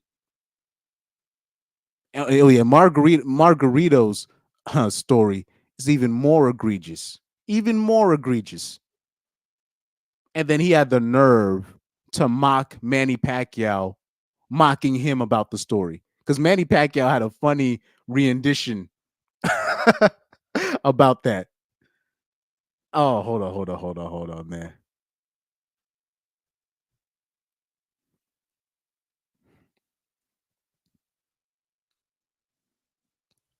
Because Manny Pacquiao was making fun of that, and then they had the nerve, and then Margarito had the nerve to parody that. I was like, "Are you serious?" I'm like, Miguel Cotto's family should really have you deleted, if you know what I'm saying, for what you pulled. Literally, like if like in Miguel Cotto's future, because he's gonna feel that, and if in the future his brain's gonna feel that, and whatever neurological disorders or ailments that come from that, and what ends up affecting his family, Margarito's family's like they should be able to sue Margarito's estate for the money to cover for the medical bills for that. And if not, they should be able to do what they need to do with you or his family on that end. Because what Margarito did, that was disgraceful. That was disgraceful. You know what these guys in the past what's his name again? Louis Resto. Yeah, like that's just no. That to me that's unforgivable. And that's why I was so happy when Miguel Cotto got his revenge and got Margarito back. Let me see, Manny Pacquiao. It's one thing to take steroids, but it's another thing to do something like that when you're lacing up your glove. Nah, that's too far because that's literally you're trying to you could kill somebody like that. You could literally kill somebody like that. Let me see, Manny Pacquiao makes fun of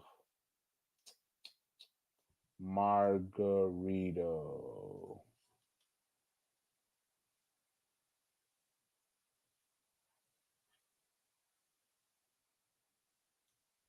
Because I'm not gonna play the Margarito making fun of Pacquiao. I'm not gonna do that because that was just clown shit.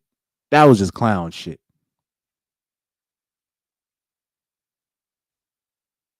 That was just clown shit.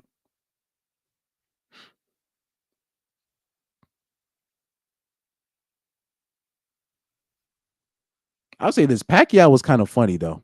Pacquiao was kind of funny growing up. I'll say the only black eye in his career to me was like, remember when he like lost to Mayweather and then he was trying to say his shoulder. I was like, come on, nah. I'm like, bro, don't do that. But I can forgive that because that was more of his pride. That was more of his pride more than anything, you know. That was an overhyped fight to begin with.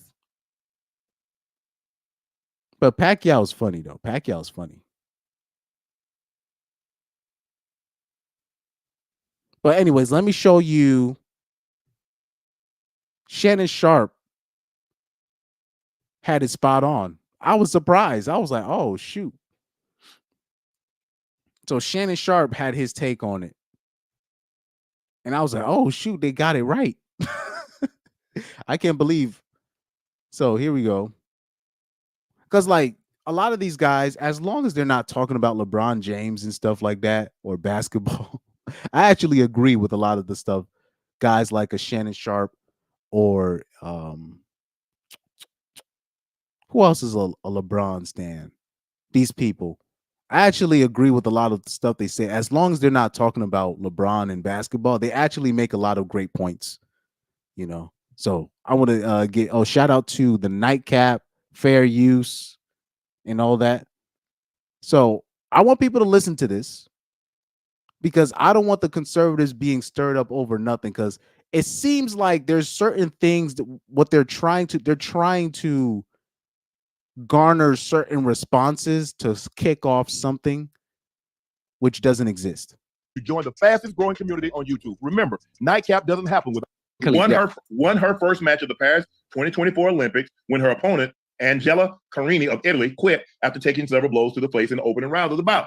The victory was few misguided controversy around Khelif, who's been targeted by critics and has been misgendered her throughout the games. Khelif's participation in women's boxing has been scrutinized in recent days after reports resurfaced that she failed to meet gender eligibility tests of the. So when I kept hearing that gender eligibility, I was like, gender eligibility? Because if it was outright she was a transformer, they would have just said she's a transformer. But I was like, okay, this makes sense now, because I was looking through all these reports and I'm like, why are they not saying that she's an outright transformer? Was she born a woman? You know what I mean? I'm trying to then I was going on Google. Hold on for a sec, guys. Watch this. Was Imane Khelif born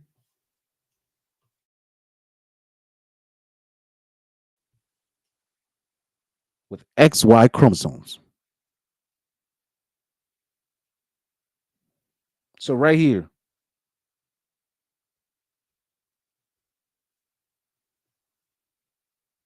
Agree, blah, blah, blah.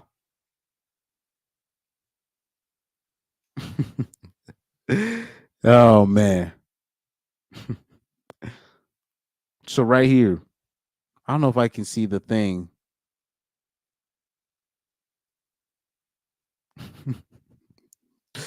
Oh, man. Well, why am I missing the quote? He said, there is no suggestion Khelif has done anything wrong. She is not known to have cheated by doping with testosterone, which is a naturally occurring hormone which both men and women produce. Boxers, need it be said, are supposed to punch each other very hard, nor is Khelif transgender. Unusually, she is reported to have XY sex chromosomes. Most women have XX sex chromosomes, but Khelif was born female. So this is one of those, it looks like to me, it looks like she was born a female, but she has one of those things with the intersex things, right? She has that condition. And that's the article that I had right here. That's the information that I got. So I was like, okay, I don't get it. So does she have like condition that she where she got XY chromosomes, whatever? And then I'm like, is it just wordplay? Are they but they're saying that she's not a transformer. Apparently she was born a female. And then on top of that, she's born in Algeria.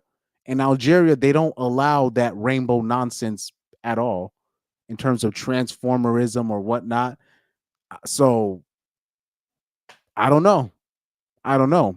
But like I said earlier, even if she is a transformer, I don't care. Even if she is a transformer, I don't care. But back to Shannon Sharp here. Women's World Boxing Championships in New Delhi last year. At the time, sporting officials alleged that the boxer failed to an unspecified test because they had male chromosomes. Khelif was born a woman and has always competed as a woman. See, Ocho, look. But look, you got me confused now. You got me confused because you said a whole lot of everything, but to me, it's she was born a woman. She was born a woman. She was. Here's the thing. I don't know if you watch it, but when they bring these doctors, because right now there's a lot of transgender people are trying to get rights. And when they bring these people to Capitol Hill and these senators and these representatives on the other side, when they ask doctors very specific questions. Doctor, I want to ask you one thing. Can this person that you're talking about, can they have a child? Can this woman have a child? Yes, she can. Does this woman have a period? Yes, she does. Okay. So we take those claims, go back to Google.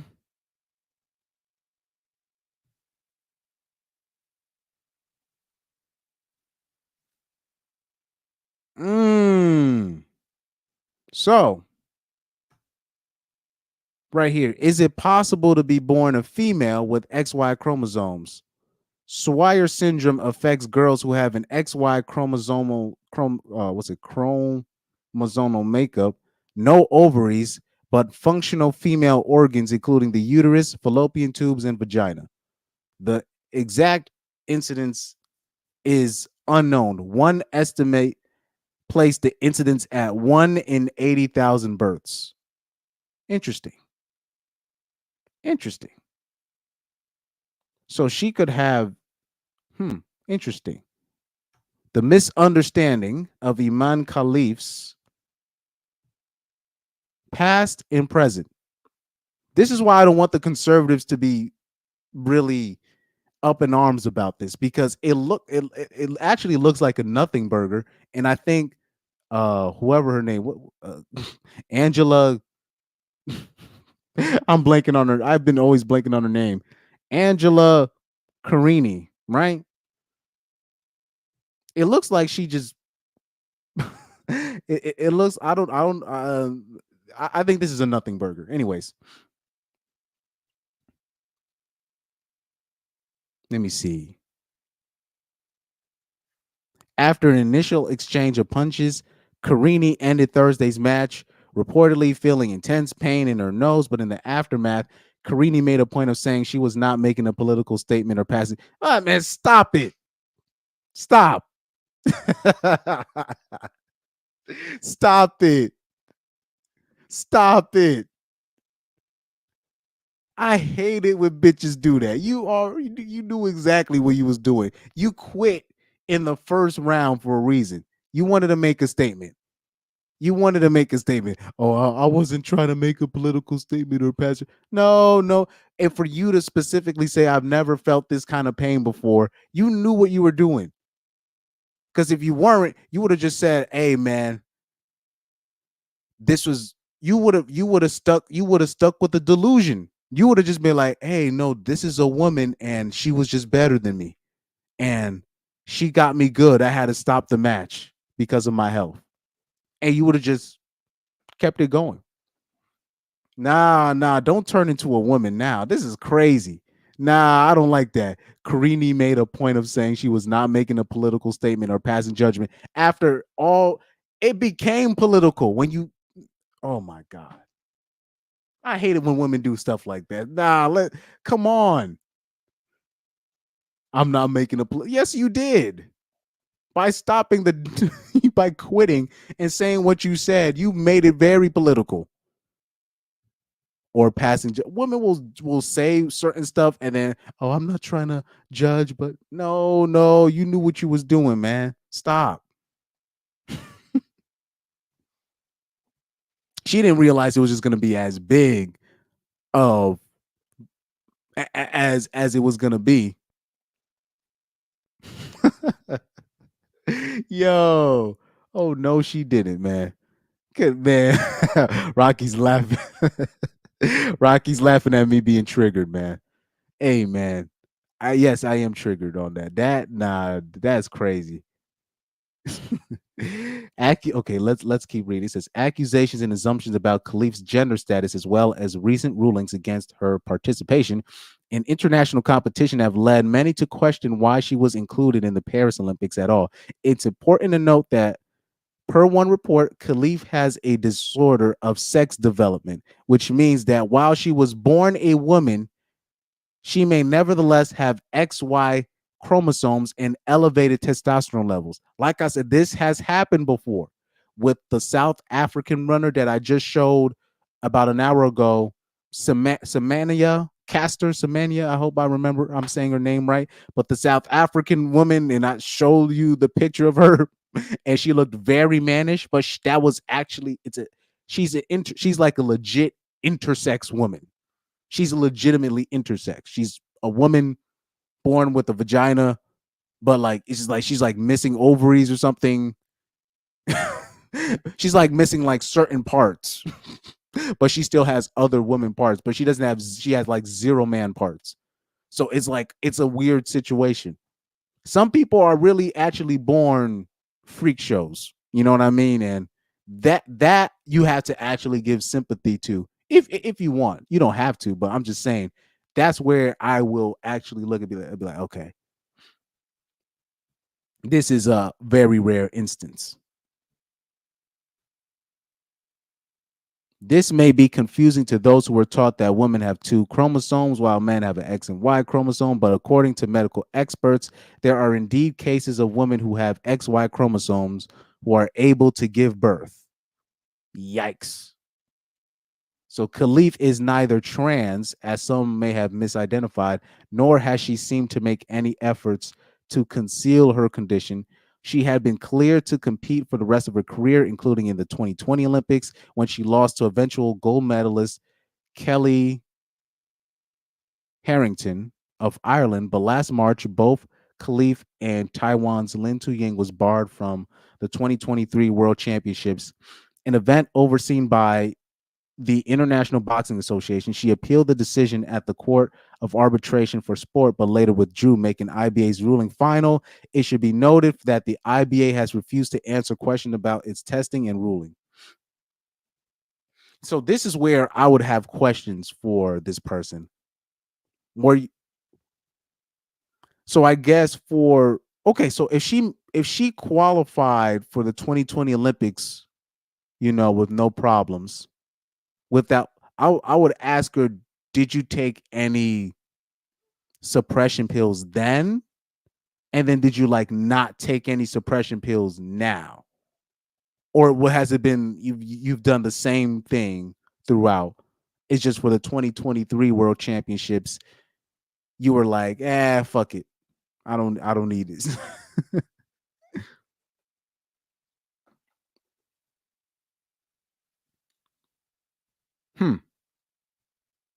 Said, and within months of the disqualification, Khelif and Yutang from the Worlds, the IOC stripped the IBA of its recognition altogether.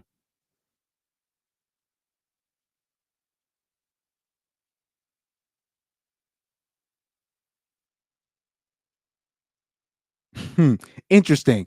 Khelif will next face Hungary's Anna Luca Hamori, who took no issue with her opponent's gender classification and isn't interested in the controversy. She said, I don't care about the stories or what is going on social media right now, Haman told Reuters.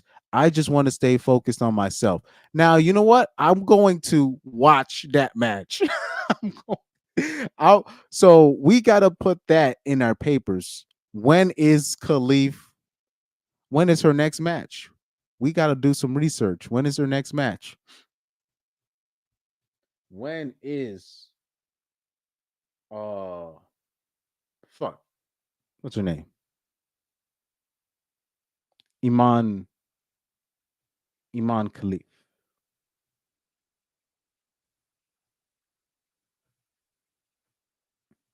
I keep forgetting her name every single other time. Imane Khelif, right? Imane Khelif. When is Imane Khelif next match?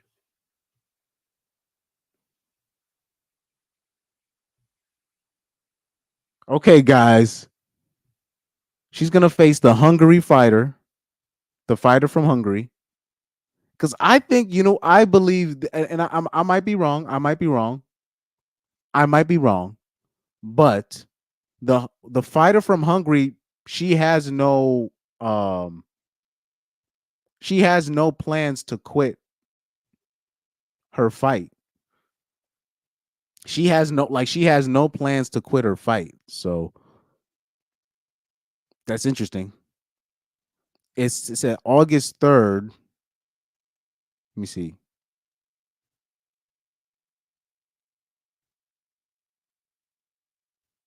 I would have sworn I saw August 3rd.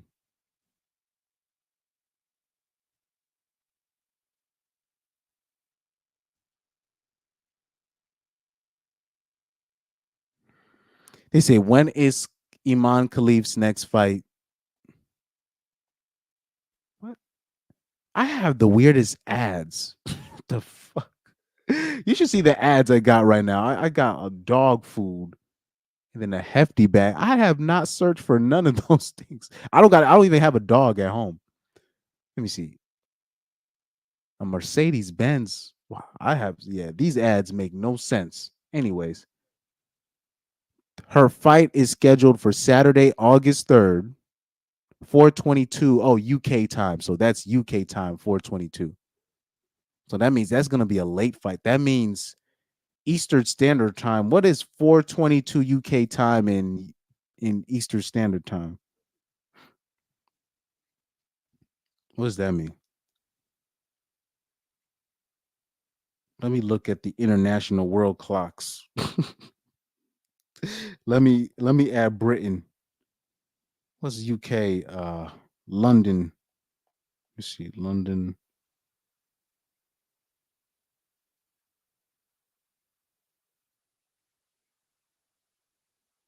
Oh, so right now it's 5:10 a.m. in London. So that means, oh no, it's gonna be in the morning. That means that fight is gonna be in the morning. So we're 5 hours. Eastern Standard Time is 5 hours behind England. So that fight is going to be Saturday. What's it? Saturday 11:20. Saturday 11:20 a.m. Eastern Standard Time. So Saturday 11:20 Eastern Standard Time. That's when the fight is going to be. Okay. All right. All right. I could do that. I'm gonna watch out for that fight. I'm gonna watch out for that fight. But like, yeah, she looked very strong in the face. She looked very strong in the face.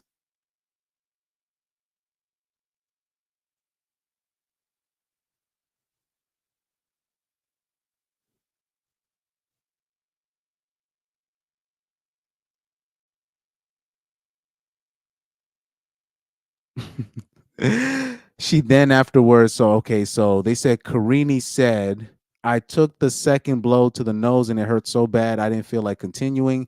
Did I let myself be influenced by the media case? No, I was here to win my Olympics. Giving up was a gesture of maturity, not of surrender. Cap, cappity, cap, cap, cap. Oh Lord. What major cap? Such major cap. Such major cap.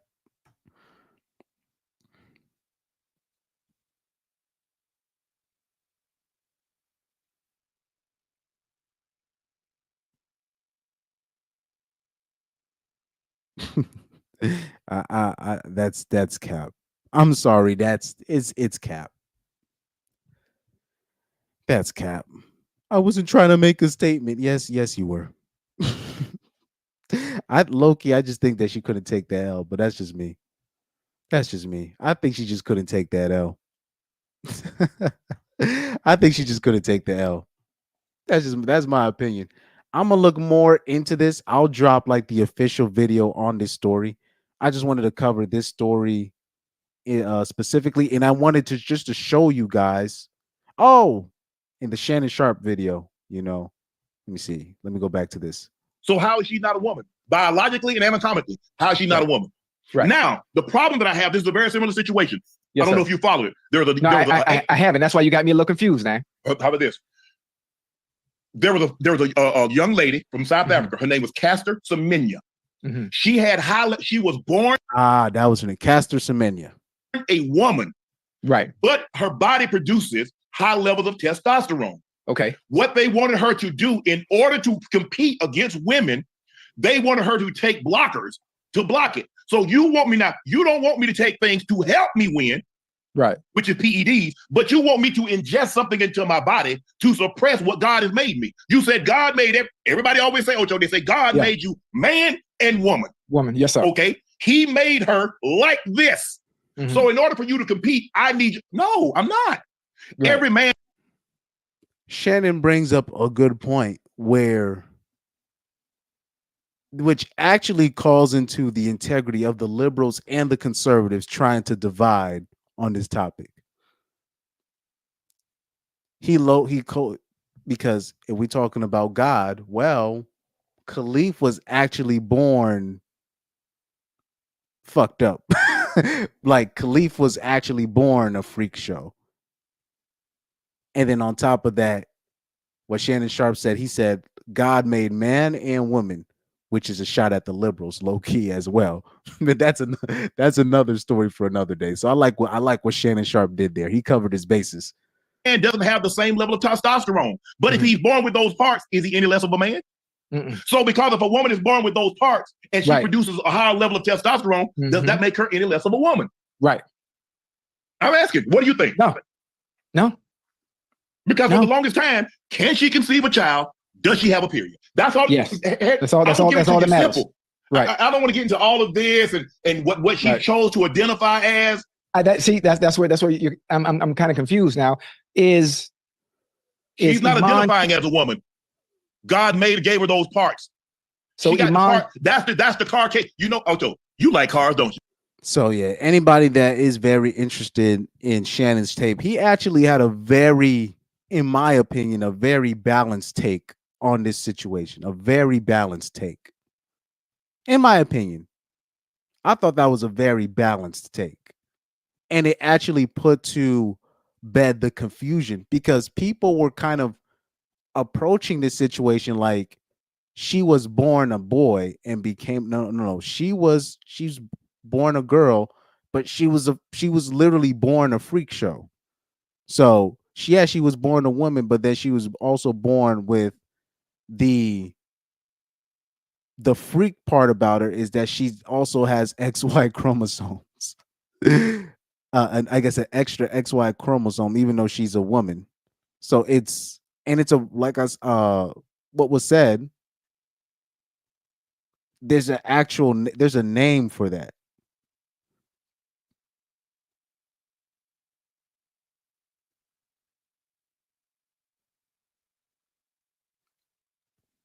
There's actually a name for that. Let me see.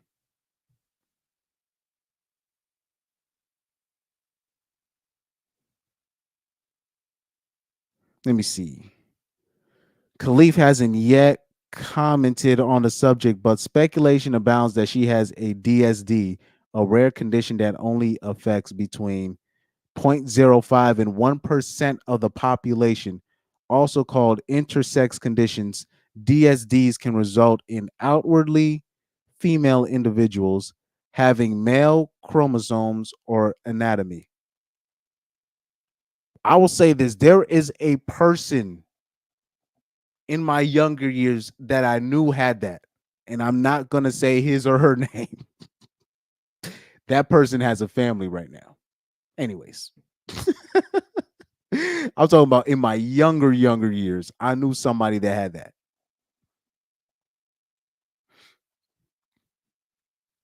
It's a very rare type condition that, yeah, that's a very rare. So it's, yeah.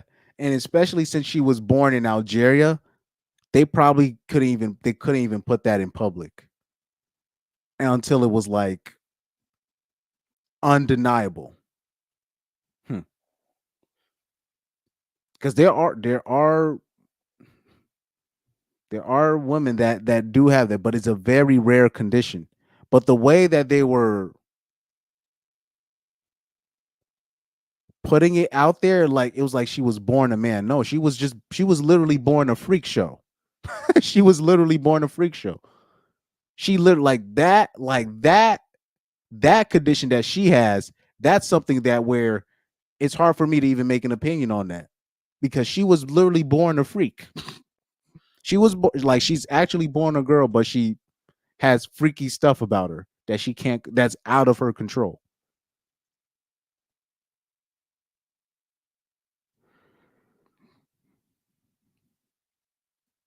Let me see. Boxer Imane Khelif opened up about gender identity growing up in Algeria. Let's see.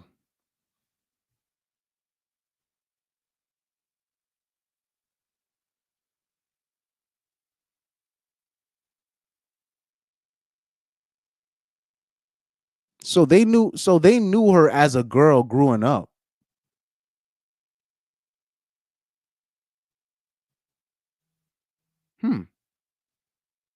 So yeah, like I said, she wasn't a boy. She just it's interesting.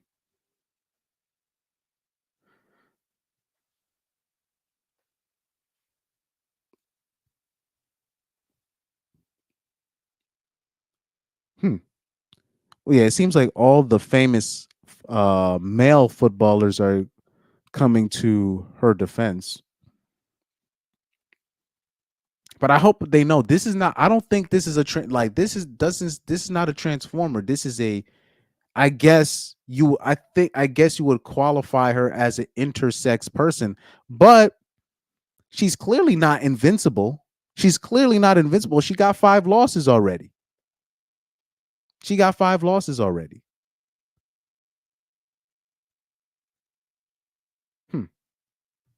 But anyway, we could look more into that on a different time.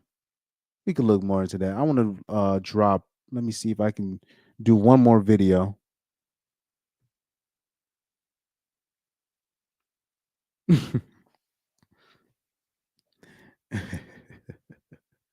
Oh man. So right here, this is where. So I was seeing tweets like this, right? Oh, let me not show the actual fight. I might get a copyright. But let me just show the tweet. Just the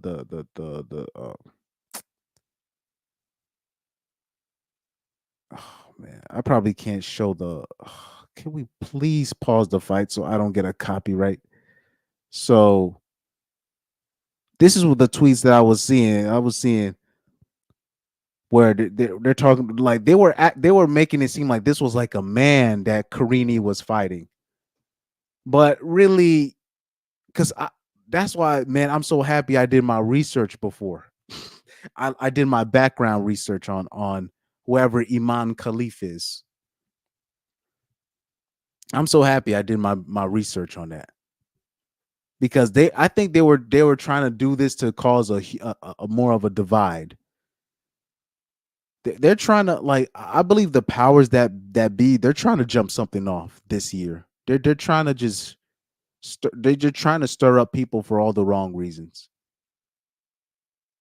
And even like I said, even if there was a transformer fighting in female sports, I don't care. At this point, I don't care because this is something that women literally asked for, even though men were telling them not to do that. And if you noticed, the women that are against the transformers, they're still the language that they're using. They're saying men are still they're still blaming men for this, and you're just like, what did we do? They're still like if you look at the language that they use, is they're still using feminist rhetoric, like oh men are still trying to and men are doing this and men aren't. You're like y'all supposed to be these trad girls. Yeah, I doubt it. But anyway, but anyway, those are the tweets that I was seeing that probably confused the public. And it definitely threw me off. I'm not gonna say confused with me, but it definitely threw me off because the way I was getting these alerts from the Daily Mail, they were making it seem like Imane Khelif was like a legit freak show. No, like me, sorry, was it literally a male? And that was just putting a wig on and fighting bitches.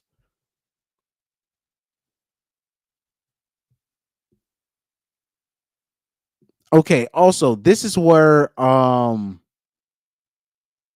there's this woman going viral. This broad here.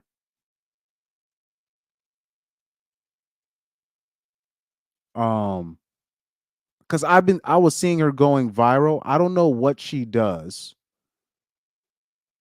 Let me see why she went viral. So right here, Colin Rugg, who I like his tweets from time to time. He says, "New, the weird white woman who went viral during a women's Kamala Zoom call is a teacher turned influencer whose TikTok account is even more cringe than her Zoom incident. Mrs. Frazzled is known for talking to her TikTok audience as if she is speaking to 5-year-olds. She covers an array of topics in her teacher voice on TikTok, where she boasts 1.3 million followers. Oh, okay, I get it. Because I was seeing people making memes about her with just her face. So I guess the grift, what she does is she talks to men, probably, I'm gonna assume, or people that disagree with her in her teacher voice, like she's talking to 5-year-olds. Ah, I get it now. Now that's why I get why people are pissed off. But I haven't seen any videos. I've only saw like the pictures. So let's see what she was doing. She said this is about the Supreme Court. All right, I get it. I get it. Okay, let me mute some of this for copyright reasons. This is about the Supreme Court. Gentle parenting your uncle who can't bear to see a man in nail polish. Okay, so I guess so. This is a liberal white woman that anybody that she disagrees with, she's going to talk to them in her like she's a teacher talking to a 5-year-old.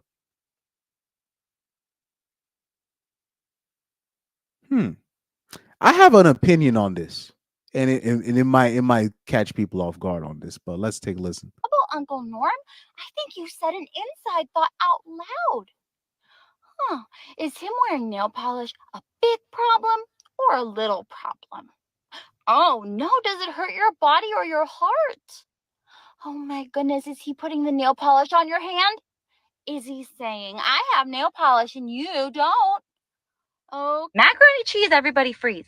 Uncle Don, no one wants to take your gas stove. No, friend, they just want you to know about your gas stove. Do you see how it says natural gas? Yeah, they just want to put a little warning sticker on your stove so that you know that it actually means methane gas. Yeah, the one making the world warmer. Listen, how did you feel about your speech? Oh, I thought it was unique, just like everyone's family is. So this is her. I guess this is her now talking to Harrison Butker, the guy that made the speech about his wife. Okay, so this is how she thinks that. So the title of this video is called "Gentle Parenting Harrison Butker." Just like everyone's family is unique, and Let me start from the beginning again. How did the world warmer? Listen, how did you feel about your speech? Oh, I thought it was unique, just like everyone's family is unique, and everyone's choices are unique. Catch a bubble. It is important to be kind, even when someone thinks differently than you do. Telling the girls that they've been told diabolical lies on their special day is not kind, friend.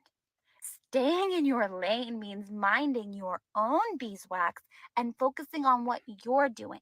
Did someone need help kicking? Okay, so Harrison needs to worry about Harrison. Leave Isabel alone. How would you feel if someone always decided what you should do?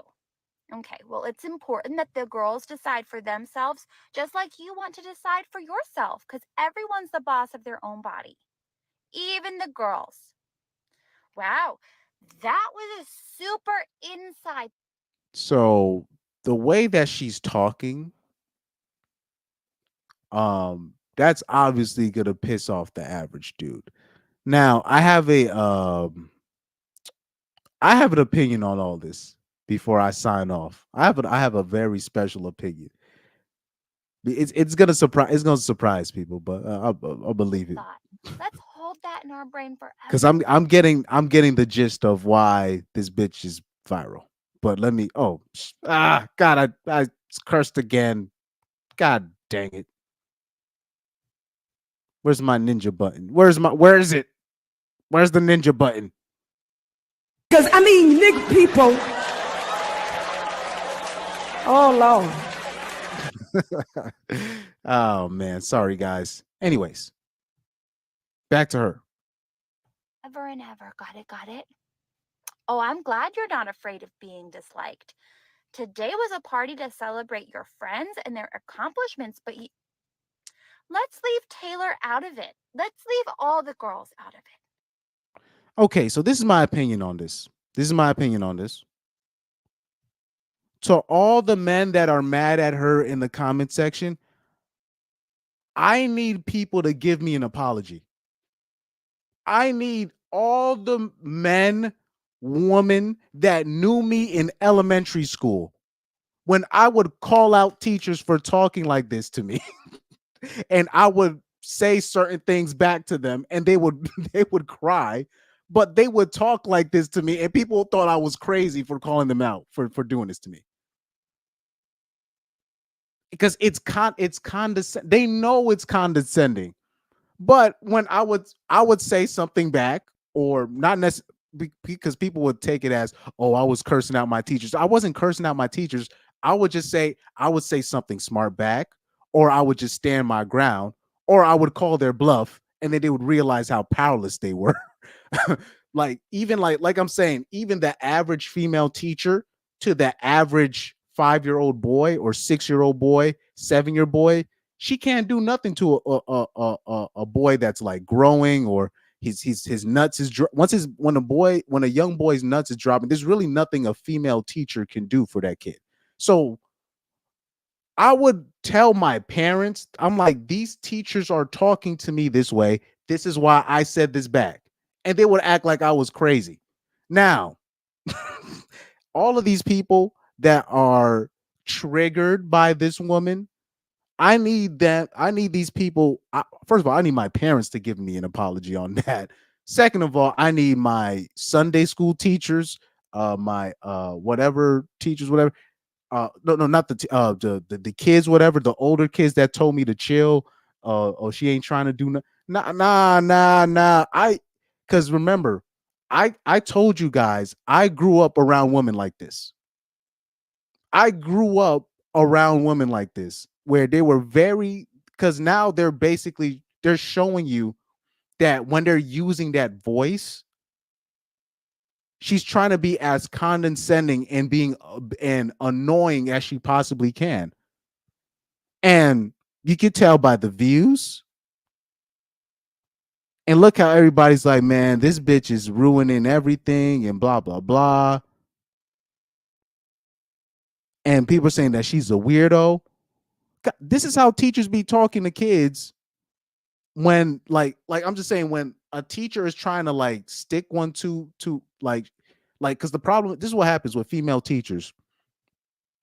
They will have beef with kids. Like, do you guys understand how crazy that is? They have beef with kids. And this is supposed to be an adult, and she has like a beef with kids.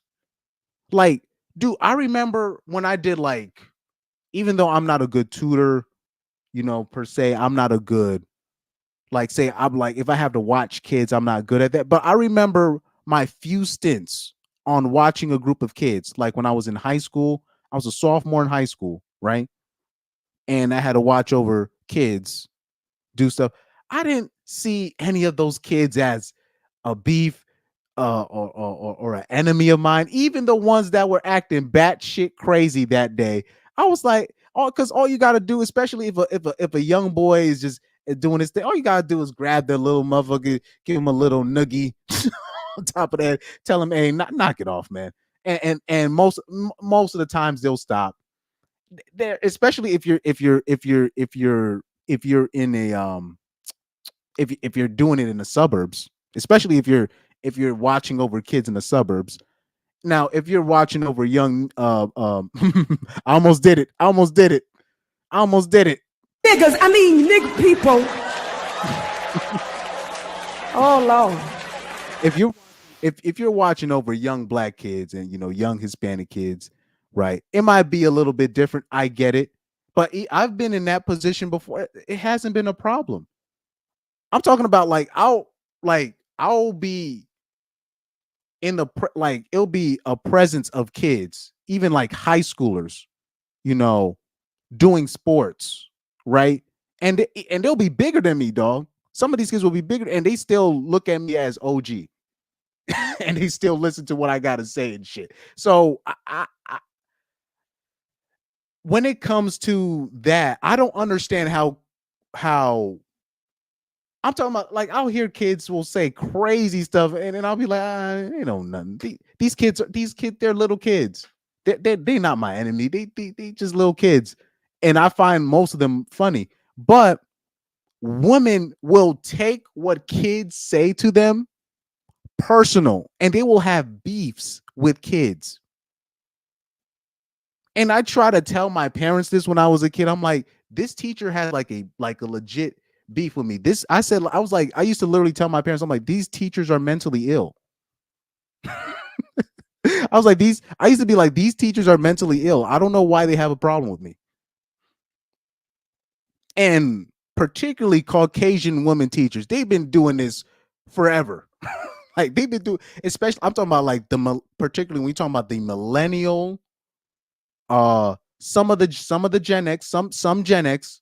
I'm not gonna like, I'll say a lot of Gen X teachers, but particularly millennial and Gen Z teachers, that kind of attitude, that kind of condescending tone.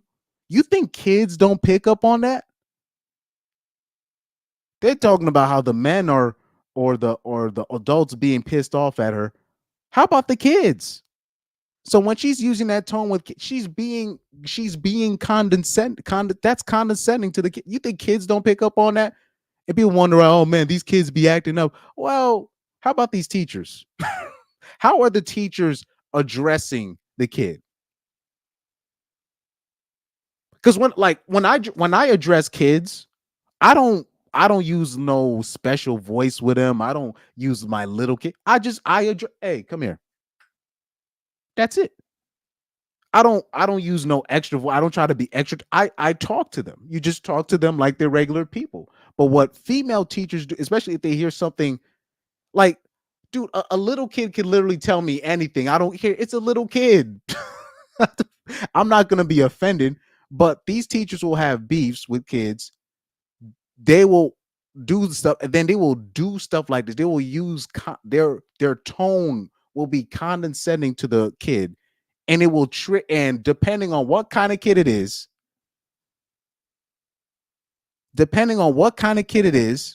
because the kid could be very extra sensitive, and he'll be like, and he might say something back. He or she might say something back, and then the kid has to be sent to the office. But there could have been another way the teacher could have handled that. So, like I said, I am owed an apology. I need an apology. Anybody that is mad at that teacher, they owe me an apology. That's all I have to say about that. And I think I had another point to this. Yeah, this broad right here. This broad, yo. Gentle parent us through this election. Thank you. Hi, everybody. I am so honored to speak today. I am like shaking to just be among such incredible company. We are here because, as if you were here earlier, you've heard BIPOC women have tapped us in as white women to step up, listen, and get involved this election season. This is a real sorry, when I was a kid, I would get triggered when older women would talk to me like this. When they would talk to me like this, I would get triggered because I'm like, okay, you're that I picked up on that early when I was a kid. So I've often complained, to you guys, not only you guys, my parents, my siblings, and I would literally tell my siblings, look, if the teacher does that to you, don't get triggered like I do. It's not worth it. It's not worth making your point. It's not worth making your point. Like, I remember, like, I'm gonna give you an insight of my life. I had a Spanish teacher, and I was trying to tell I swear I was trying to tell my mom. I was like, Mom, you don't understand. I know, like, because in high school I didn't have any problems with really any of the teachers. I remember they had like a meeting with me when I was a freshman year because I was sleeping in most of my classes, but I didn't argue them about it. I was just like, whatever. But So I remember they had a meeting with some of them because my grades had dropped, but it was nothing. It was really nothing. My mom didn't even make a big deal about it because I was sleeping at home as well. But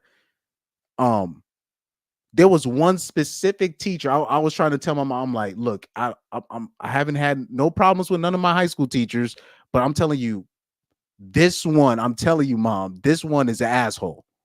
I'm like, this one, she's if you, I'm telling you, she's trying to fuck. She's first of all, she's trying to fuck with me in terms of like in terms of trying to mess with my psyche, and not only mess with my psyche, she's throwing rocks and hiding her hand. She's one of those type of teachers, right? I was trying to tell my mom, like, look, don't be surprised if she says some slick shit to you because she's not a good person. I was trying to tell my mom this for like 2 years. My mom ends up having a meeting with the teacher because my siblings ended up having her in like honors classes, and they didn't have any problems with her, obviously, because she's a teacher that's more suited for if the class is already full of smart people, right? And my siblings are like uber smart, and she's suited for people that are just gonna obey no matter what, and then just they do all the work for her. And it's not necessarily her teaching, it's just she already has all the smart kids. So the Spanish class that I was in, I was forced to take that class because if I didn't take a certain language class, I wouldn't have graduated. So that was my fault for not staying on top of the language stuff. Particularly in junior year, I could have gotten that out of the way, but I ended up taking another language, whatever. So I was trying to tell my mom, like, look, don't be shocked if she says something slick to you about me. And lo and behold, and lo and behold, she had a meeting with that Spanish teacher with my sibling, and then for some reason, she asked about me. About, even though it's supposed to be a meeting about my sibling, because my sibling is the one taking that class.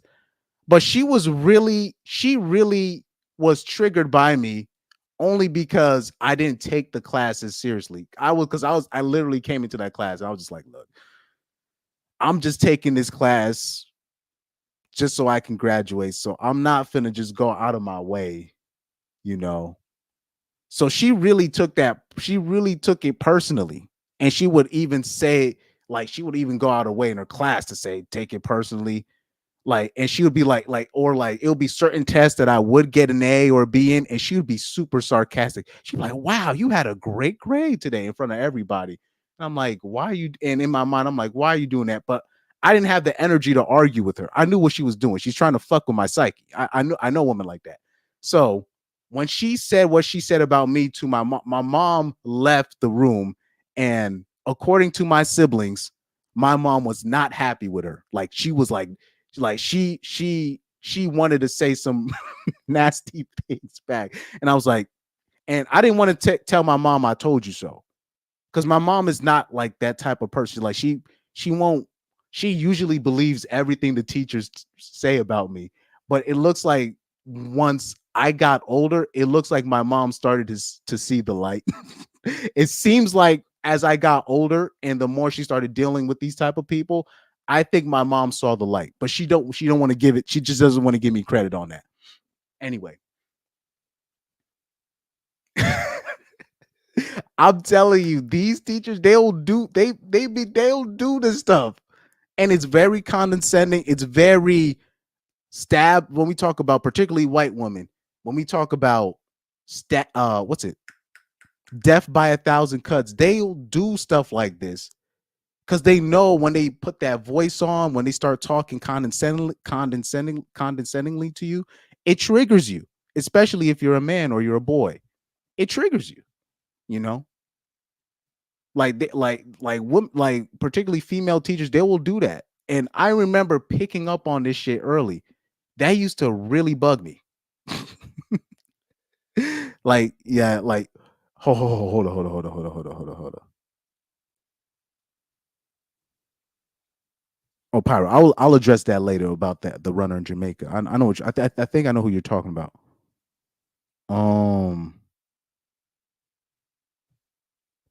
Okay, so Truth Hunter said, if a woman talks to me like that, I'll baby talk to her like she's my dog. So this is what happened. Like I remember in elementary school, because the woman, sorry, the girls in the class will mimic the teacher doing that kind of bullshit.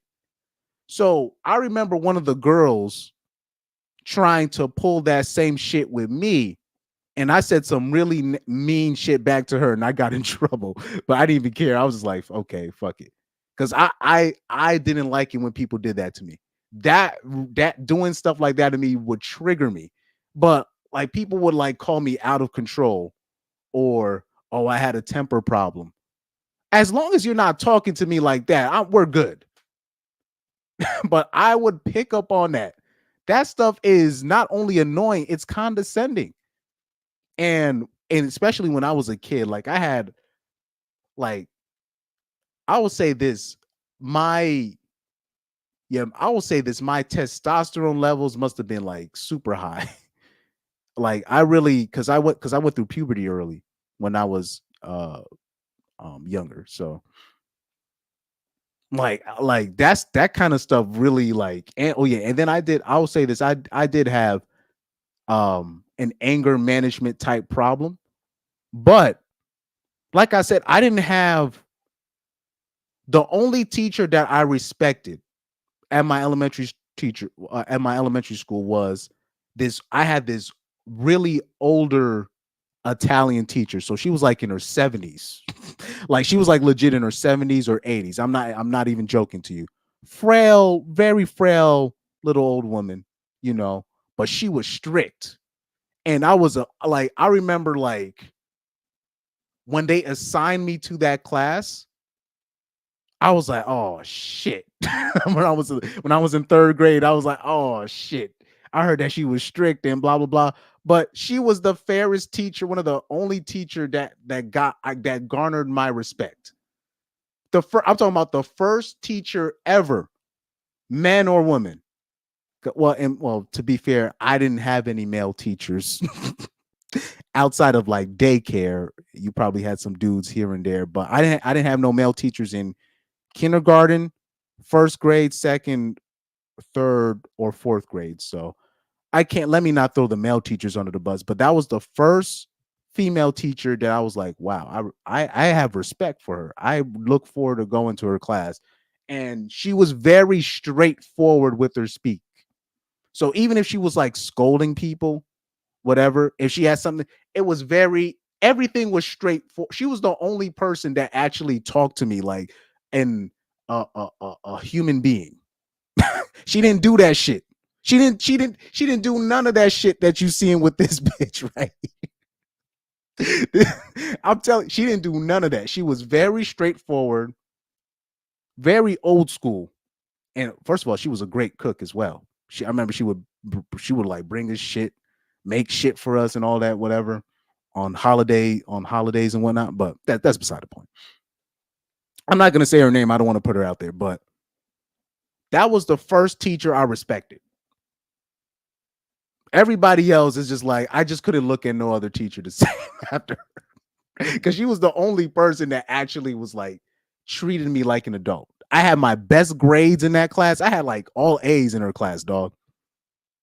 Because our grading system was like outstanding, very good, satisfactory, dissatisfactory, and then there was something else under that.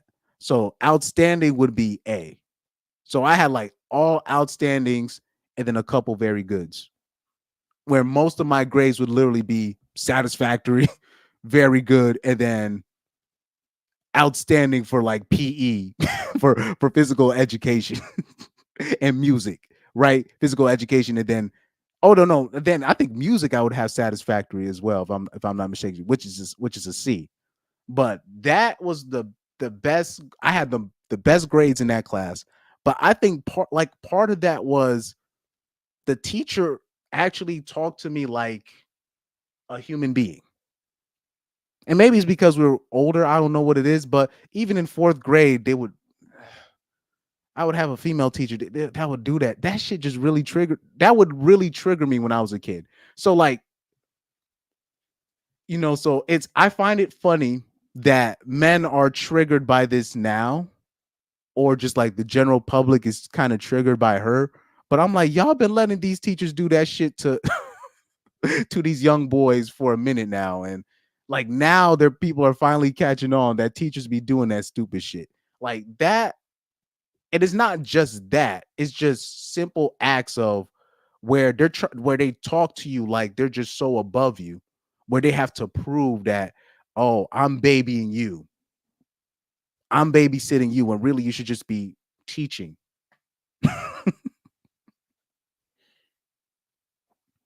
Like I remember and then what was beautiful about 3rd grade was I'm not saying I never acted out, because I remember I got suspended in 3rd grade because I was making fun of this girl on the bus. So that was a suspension outside of my class. Like that had nothing to do with my class. But I was using the computers to make fun of somebody, and they suspended me for that, which was fair. I had like no qualms about that. I was like, yeah, I deserve that. That's the irony. Like I was the most well-behaved in 3rd grade at that school, but that was the only year I got suspended. It's the weirdest. I never went to the office that year, compared to 2nd grade where I was like literally in the office every other day. But in 3rd grade, I never went to the office except for the day I got suspended. Even the principal was shocked. Like, wow, you were doing really good this year, but look at this right here. And then she called down the 3rd grade teacher. I was like, man, I felt so ashamed of myself that day. I was on like my best behavior for like the rest of the year. I didn't even crack no jokes in the classroom after that. I was so embarrassed that I got suspended over that bull. I was like, oh, and I could have easily avoided that by being more mature. And then but yeah, like, so then 5th grade I had my no, this is what I was about to say. The 3rd grade, the other 3rd grade teachers we had were male. So we had 2 other 3rd grade teachers. One was male, one was a woman, but the other woman, she barely was there. I don't know for what reason. I don't know if she was pregnant or something, but she had like 2 male substitute teachers that were covering for her most of the year. It was one black dude, Mr. I don't want to say his name, Mr. R. No, both of them had last names with the R. So we had 2 Mr. R's. I don't want to say their names. One of them was a former athlete, and one of them was just a cool black dude, right? And the white dude, one of the Mr. R's, he loved me. Like ironically, the other Mr. R, he didn't really fuck with me like that, but I was cool with it. Like those were the coolest. Those are the only, like, so most of the times outside of my female teacher, the older female teacher that I had in 3rd grade that I had respect for, the other 2 teachers that we had to go to for math and whatever, English, whatever, they were all mostly male teachers. So I had mostly male teachers outside of the outside of my main teacher that I had respect for. So I was on my best behavior, and they didn't talk to me like that. And like I said, female teachers been doing this for years. Really important time. And we all need to use our voices and influence for the greater good. No matter who you are all influencers in some way. So tonight, I'm going to share some do's and don'ts for getting involved in politics online and navigating the toxicity that comes with it. And spoiler alert, as much as the toxicity can come from the outside, it can come from us too. So first, don't isolate yourself.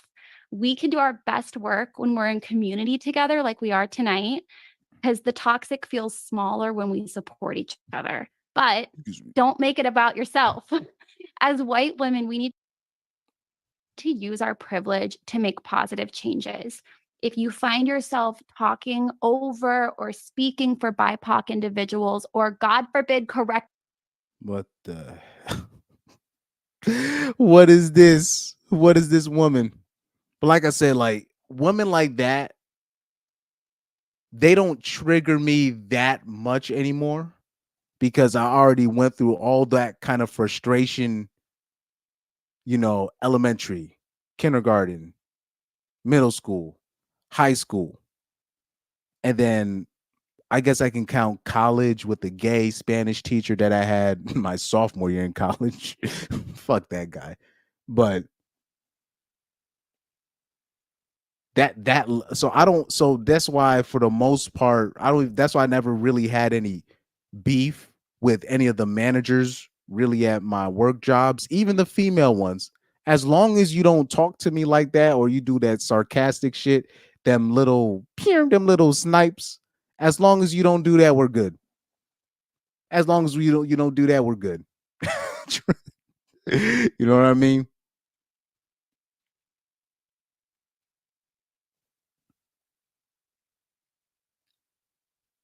But sometimes you even got to deal with that with men. Sometimes you got to deal that with some men in terms of not necessarily the baby talk, but in terms of they'll say slick shit about you,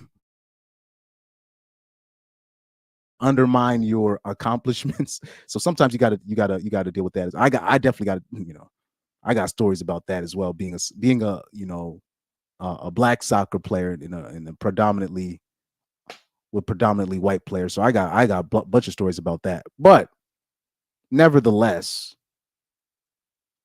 when it comes to the teachers like that, it's funny. It's like now I'm like, people are now finally understanding how condescending it is when teachers are talking to kids like that. I think it's condescending. I think it's something that I've always had a problem with. I've always had a problem with teachers doing that. I just don't know why finally people are starting to be like, oh, hey, this is kind of fucked up. And she's basically saying, look, like this is how I talk to the 5-year-olds with my teacher voice when I feel like I'm right about something.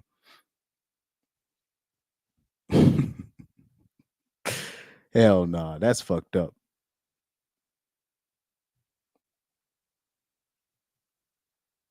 Let me see. Truth Hunter said in Baby Talk, what's wrong, girl? Is it your time of the month? I pulled that on somebody, believe it or not. And I don't think I got in trouble with that, but people were mad at me for saying that. People were mad at me for saying that. Or like I would say something similar. Like I would I would not, if you did that shit to me, I would pull it back. I would pull it back because I was one of those people like back in the day, like, hey, if you can dish it, you better be able to take it back. You better keep that. I used to be one of those dudes. You better keep that same energy. I don't care if he was a man or a woman. Like I remember it was this dude at my school, elementary school.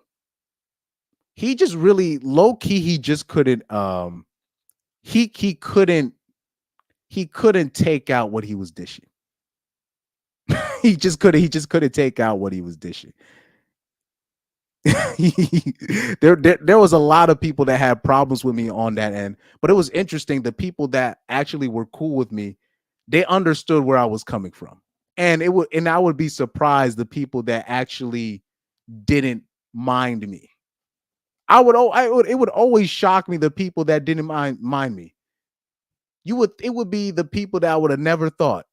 It would be people I never thought that would mind me. There was people that should have had real qualms with me because of certain juxtapositions that I took. There were even like I even gave credit to, there was this guy who where he took a swing at me and he missed. And I think he pushed me. And then I took a swing and I missed. Thank God I missed. I would have gotten suspended for that. And we got into a little tussle. But I respected him actually low key because he was just frustrated with me for at a recess, whatever. He didn't really. So anytime I would do some goofy stuff, he'd be the only person that'd be like, man, stop it. Man, stop it. And I used to think, man, this guy is corny as hell. But I ended up respecting the man, even though we were never really friends like that. I ended up respecting him for always sticking up for his beliefs. He was like one of like the few like elementary school Republicans. Like he was already a Republican at like 5th grade. Just like I used to be like, what the fuck are you Republican for? He's like, no, we have to vote for John McCain. I remember like he was in 5th grade saying this shit. I was like, okay, yeah. I'm like, you're taking this too seriously. It's like, why he would literally question me when I was a kid. He was like, why are you even voting for Obama? And I was like, what do you think? Why do you think?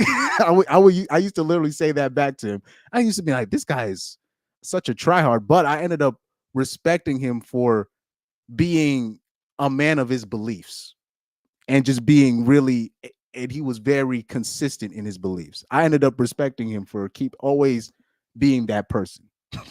So I ended up having no qualms with him by the end of the year, even though I think he took a swing at me or he pushed me. But I remember I took a swing back, and low key, I guess that was just us getting our energy out, So that to me, with him, it was really few. It was a lot of dudes that I had lost respect for by the end of my 5th grade year, because I remember there was a girl that ended up telling me, yo, there's these kids, they were saying that they're trying to jump you. I was like, what? Who would say that? And I was like, what? Get the fuck out of here. But she was right. And mind you, this girl, she had no obligations to help me out, but she always had my back. She always had my back. She had no obligation to help me out, but she always had my back. And then the dudes that I found out that were trying to jump me, I was like, you? What? I was like, the betrayal. The betrayal. I was like, what? It was people I thought were my friends, dog. I was like, wow. Because it was like I had a list. I thought it was gonna be that political dude that I thought I had beefs with, that I thought was corny and I was making fun of him. It wasn't him. It was dudes that I thought they were, smiling in my face, but really they were scared of me the whole time. And they thought by ganging up on me and trying to form a coalition to stop me from doing something because they were mad at me doing something at recess or whatever, they thought they was gonna corner me one day and do something to me. I was like, whoa. How'd you get this information? I didn't believe it at first until I found. I was like, oh my God. And the people that I was it kind of shocked. Like I found out who my real friends were by the end of the year, and it was the people that actually was cool with me. It was the people that I would have never thought. It was the people that I would have never thought. So it's interesting. It's interesting how this stuff works, man. Yeah, just at the end of the day, keep that same energy with me. And even if I don't like you that day, I won't bother you. As long as you keep that same energy. Because it was a lot of people that I found out, earlier on in life, middle school, high school, they could dish it, but they can't take it. Most people, what they dish out, they can't take it. They can't. Like I was convinced by that.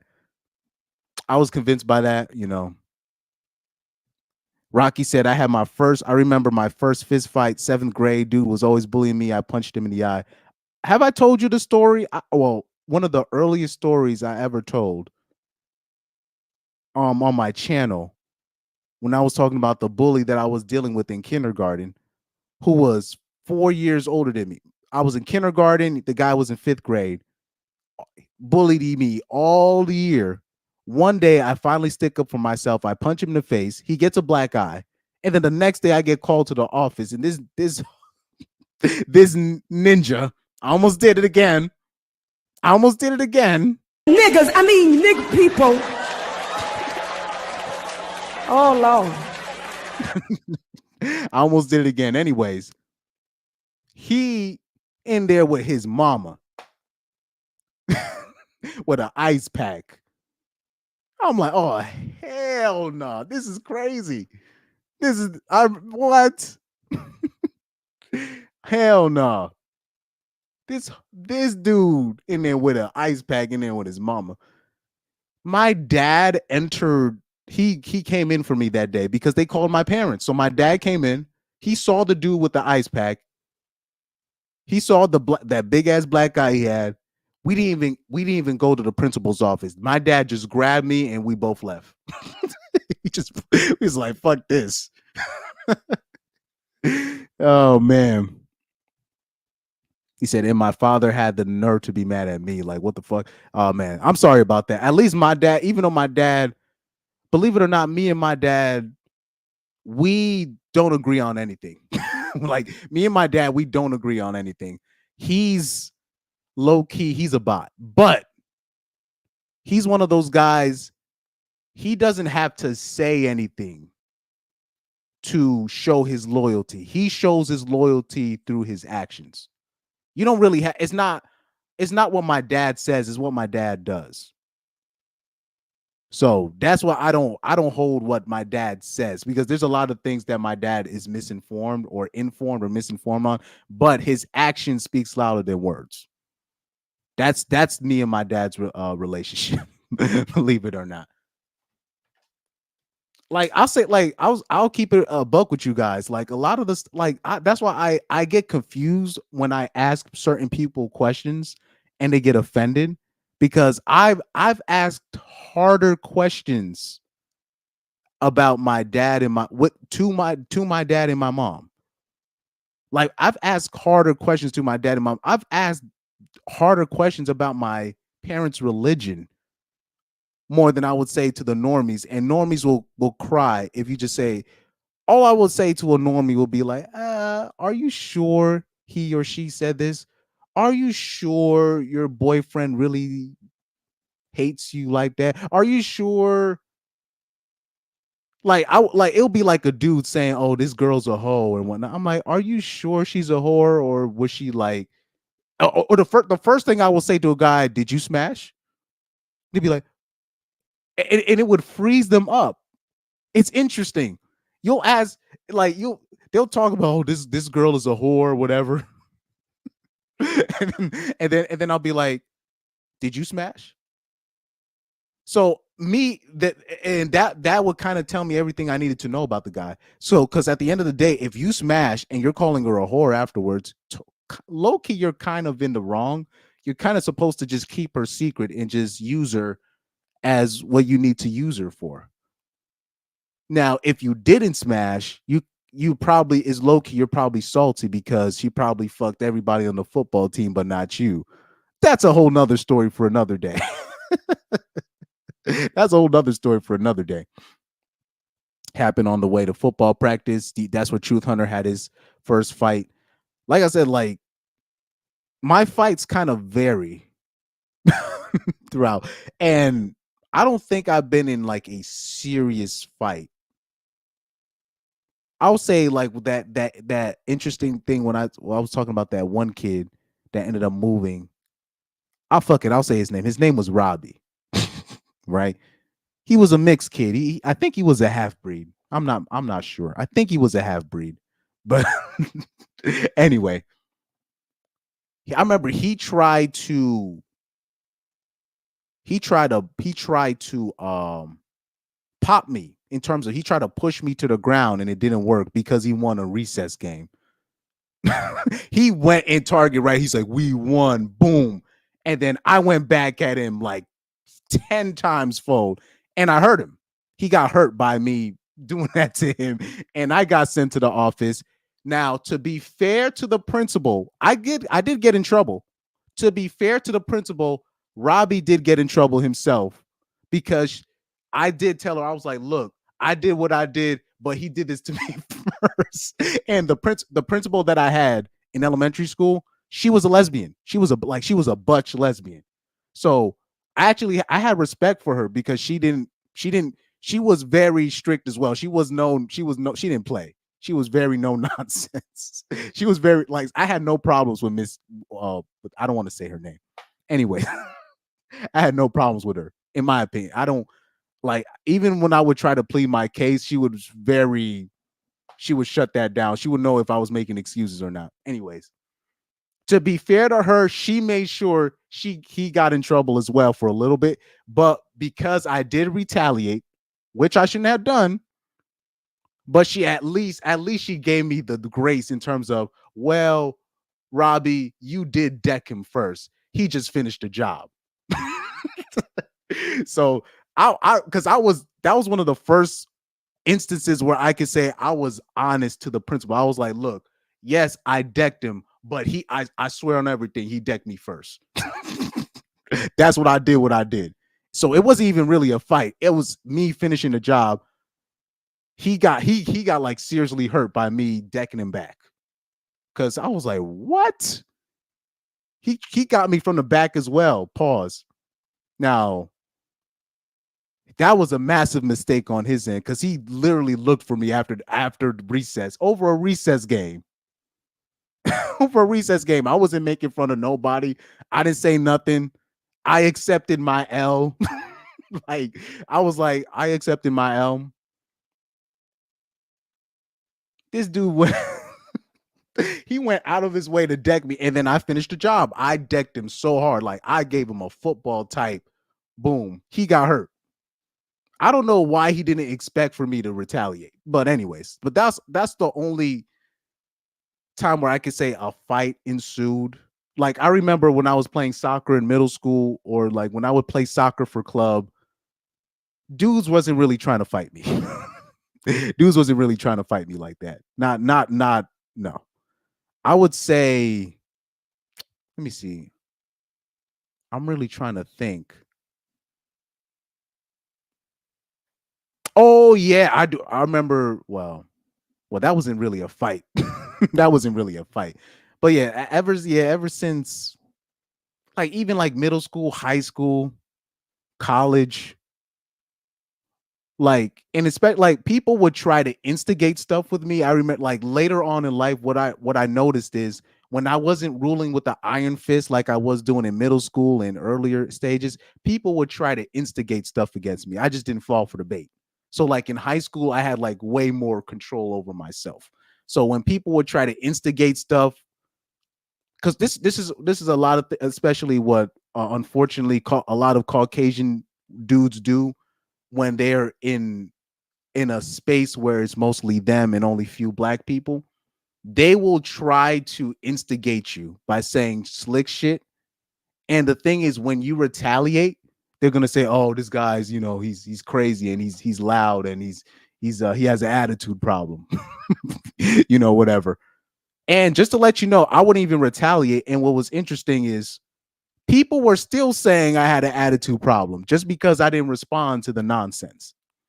So that's another thing I learned as well. You'll like leave them alone. You won't even respond to the nonsense.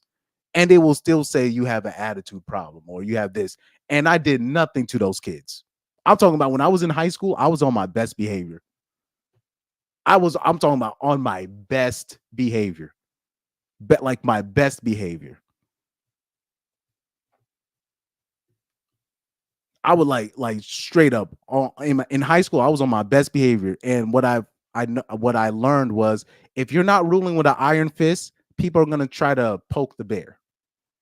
So that's what I experienced. It was a lot of cowards trying to poke the bear and then behind my back say I have an attitude problem because I wasn't talking to them. I wouldn't go to parties with them. I'm like, you guys. I was like, you guys are I can't hang out with y'all. So the people that actually that were cool, it was like I said, it was really interesting. The people that actually treated me with respect, like I said, it's very interesting looking back. Or the people that would stick up for me in high school, it was interesting. It was the people that I would never thought. It would be the people that would be like, they're too popular for me, or they probably don't even care if I exist. Like it was, dude, it was this girl, right? I don't want to say her name. Real popular girl. I had classes with her freshman year. We took a liking to each other. Not sexually, because she was, she like okay. She's already ahead of most girls. She already had dudes trying to line their shots up at her at a young age, unfortunately. But when I see her, I would treat her with respect. I was cool with her. I thought nothing of it. But apparently the treatment that I gave her was apparently I was one of the few people that were not starting rumors about her or talking crazy about her. Like so much to the point, like I remember when I got seriously injured in my junior year or senior year. I don't want to say be specific because I don't want people to connect the dots. I don't want people to connect the dots. I got a serious injury my senior year. I'm not gonna be specific on it. And she was the one that she had saw me with like the crutches and whatnot. And she went out of her way to help. And then her boyfriend was like, what the fuck? And then he's like, I've never seen my girl do that for nobody else. Cool. Fuck. Like, cause I knew her boyfriend at the time. We were former teammates. He was like, what the fuck? He was like, what happened? He's like, I've never seen my girl do that for nobody else. Like, she don't even do that. And then I remember she helped me in front of like some other people, and they were like, this dude that knew her, just like, what the fuck? You don't. He said, Chris, don't be fooled by that. She don't do that for nobody else. And I was like, wow, okay, I didn't know. But at the time, she was known as like a really like mean girl or whatever. And apparently they said that, oh, she be cutting people off and she thinks she's better than everybody and blah, blah, blah. Now, I never got that vibe from her.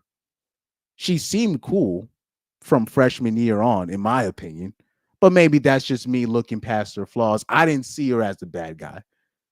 There could be a lot worse things that I could.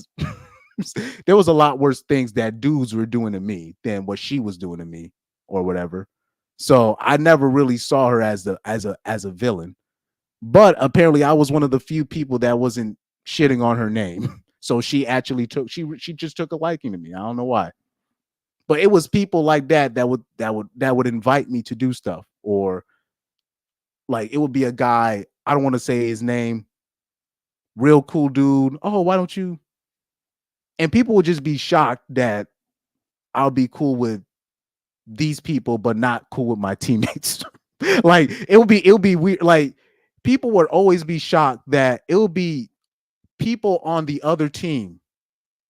Like say if I was playing soccer, it would be people on the other team that I knew from games or tourneys. And they'll give me that. They'd be like, you know him? Like, yeah. And people would be kind of confused that I was like cooler. Like I was more cool with like some of these opponents more than my teammates, because I didn't really fuck with my teammates like that. No disrespect to those guys, but a lot of those guys did me dirty. A lot of those guys did me dirty on how they kind of treated me. And I'm still a little bit salty on that, but it is what it is. I was an outsider coming in. So that's just natural. But it is what it is. It is what it is. Like it is what it is. Like they would see me, like they would like. I remember somebody had pointed out, like they were like, "Oh yeah, I saw you after the game. I never seen you smile more Because I was catching up with a teammate, a former teammate of mine. I think I don't want to say which year, but we were facing a rival team. But I knew this one kid on that team, and we was chopping it up like we was boys, even though we weren't friends like that. But he was one of those teammates I had back in middle school. You know what I'm saying? Very respectable person. You know what I mean? And I have massive respect for him.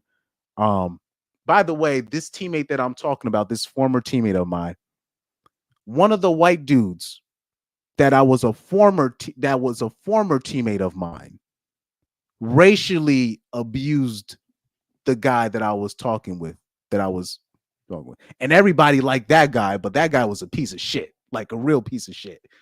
Even though he never did anything to me, but I knew who he was. Like, I knew who he was. And fortunately, she never tried it with me. But what's interesting is because you'll see these guys later on in life, or you'll see him, like, he knows that I know what he said to the Asian dude. He knows that I know that. So anytime he approached me, because since I know about what he did to that dude, he always approached me respectfully. He always try to make sure he just says hi and bye, very friendly and respectful. But I remember what he said to the Asian dude when we were opponents. It's a small world. It's a small world, and his parents didn't even reprimand him for that shit. It was very, very interesting. But anyways, it'd be a lot of those dudes, and those are the people that everybody would like too. And I would be like, and people be like, "Why don't you hang out with him?" I'm like, that's not the kind of guy you want to hang out with. I wouldn't snitch on nobody either, too. I was just like, nah, he ain't for me, man. It's not my type of guy. He said, bro, I question everything about religion, especially circumcision. I took it a step further. I would really question everything. That's why I don't really have anything to say about the Muslim brothers, because they seem to always be on their shit. You know what I mean? They seem to always be on their shit. But yeah, anyways, I dragged way too long. One day I'll open up more about my life. Even though I gave you a good insight on my life. Anybody that, I hope people don't put two and two together, because there are some people that are knowing about my channel locally, and they'll tune in from time to time. Like Ainsley, he knows me personally, but he doesn't know like my high school stuff. He just knows me from when I was 18 years old and on. Ainsley knows me only from like 18 years old and so forth and so on. Ainsley like knows me personally, but there's some people that'll tune in. Hopefully they don't put two and two together. They're gonna be like, damn, I remember this kid. So I already gave you a nice insight. But anyway, teachers like that, this bad news, man. Always bad news. Always bad news. But anyway, that's about it for today. Regarding the female fighter, her fight, remember, so tune in. Her fight is on August 3rd. I'm gonna cover her fight. What I'm gonna do, what I might do, if I have time, on Saturday, because on the 4th I got to do some business, unfortunately. But on the 3rd, I should have time to cover the fight. So hopefully what I might do, hopefully what I can do, hopefully I can do what I did like last year. You know, like last year I would do lives, right, when it'll be like certain teams facing each other internationally, and I would do a live at the same time while watching the team. Hopefully I can do something like that on Saturday. Hopefully I can do something like that on Saturday. And I can cover this person's fight. Now, if she loses, if she loses, because I have a feeling she might lose the next fight. I don't think when they're talking about, oh man, her punch was something that I never felt before. Hey, man, hey, maybe she just has a glass chin. That's my hypothesis. I could be wrong, but I'm going to stick with it. I'm going to stick with it. Because this fighter, her record is 9-5. Coming into this fight, I think coming into this fight, her record was 9-5. So we're just gonna assume she's still 9-5. That's her record. So she's not invincible. So maybe you thought maybe you were too egotistical. Maybe you thought you could eat her punch and she realized she couldn't. So maybe she should have kept her distance more. Maybe she should have taken the warnings that she got before the fight. She should have taken those warnings seriously. But that's my opinion. But anyways, that's about it for today. That's about it for today. That's about it for today. Anyways, man, yeah. One day I'm gonna go into depth about my childhood. One day I'll go more into depth. But man, thank you guys. Yo, Doug MPA, thank you for them super chats, man. Thank you. Thank you so much, man. I needed that. I needed that. But I don't care, man. I needed that. I needed that. Thank you, man. Thank you for the super chats. And Doug MPA, you know, I'll say this about Doug MPA and his channel. He always has a very unique perspective that I'll be like, damn, I never thought about it like this. I forgot about this angle. Like even when I remember Doug MPA was talking about Fresh. And I remember he was saying, because I didn't want to say it because I thought the same thing. He believes that Fresh isn't really working on his stuttering. And I felt that I always believed that, but I didn't want to say anything because I felt like I was being mean, or I didn't think it was my place to say that because maybe I didn't think I was qualified to say that. But Doug MPA was like, nah, the thing with Fresh is not that necessarily he's not fitting in, but he's not really working on his weaknesses. And I think that too. I think Fresh isn't really. I think if we were to find out, okay, who's your speech therapist, Fresh, and then if I look up the speech therapist, it's gonna be it'll be a somebody that's licensed, but then if we look at the woman, it's gonna be a woman. It's gonna be like a pretty bitch that's really not challenging him, and he's just there because he's fucking her or she has a pretty face and Fresh is simping. Yeah, I that's my theory on Fresh as well. But Fresh has gotten somewhat better, but not as better as I thought he should be getting. You know what I mean? No disrespect to my twin, but that I believe that as well. But that's probably, when it comes to Fresh, I don't expect a whole lot from him because he's not the voice of Fresh and Fit. Myron Gaines is the voice of Fresh and Fit. When I think of Fresh and Fit and the people, not saying that I'm not gonna go as far as to say Fresh is a weak link, but debating is not his strong suit. That's not his, that's Myron's strong suit. And at the end of the day, Myron and Fresh, both of them are scammers. Low key, they're scammers anyways. They're not as authentic. But I'm talking about both of them now, not just Fresh. But Myron and Fresh, they both are cheeky. Myron is very good at retaining information well. So I don't mind him debating, I guess, in general, but the problem with Myron is most of his thoughts are not original. He's a lot of the stuff that his fans worship him for, he's really just repeating other people's stuff.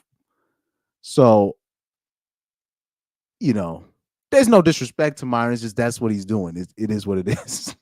It is what it is. So, I'll talk more about Fresh and Fit as well too in the near future. You know, and I'll say this: it kind of rubs me the wrong way when the callers call in on the Fresh and Fit show, and then they'll start roasting Fresh, because I think roasting Fresh is low hanging fruit. I think that's low hanging fruit because I'm like, I mean, yeah, he's not that guy per se, but like I know, like it was like this one dude that literally started a channel off of roasting Fresh. And I'm like, well, I hope you can do something else outside of just roasting Fresh. I hope he has like topics and material to cover, because I look at he doesn't really fire back. And I'm not the type of person to just be pounding on a dude that's not fighting back. Yo, this is how I am. The other day, during a pickup, I was talking to this dude. I didn't yell at him, I didn't scream at him, but I was stern with him. And he just kind of like put his head down. And I remember talking to him afterwards. And even though he's a big dude, right? He's just not that type of confrontational type of guy. So I apologize to the guy, because I don't want to be a guy that's like, oh yeah, I'm just trying to yell at you because I want to toughen you. No. If somebody's not receiving something well, I don't want to destroy somebody's confidence. Because when I talk and I start talking for real, I'm very stern. I don't mince words. And what I understand is words hurt.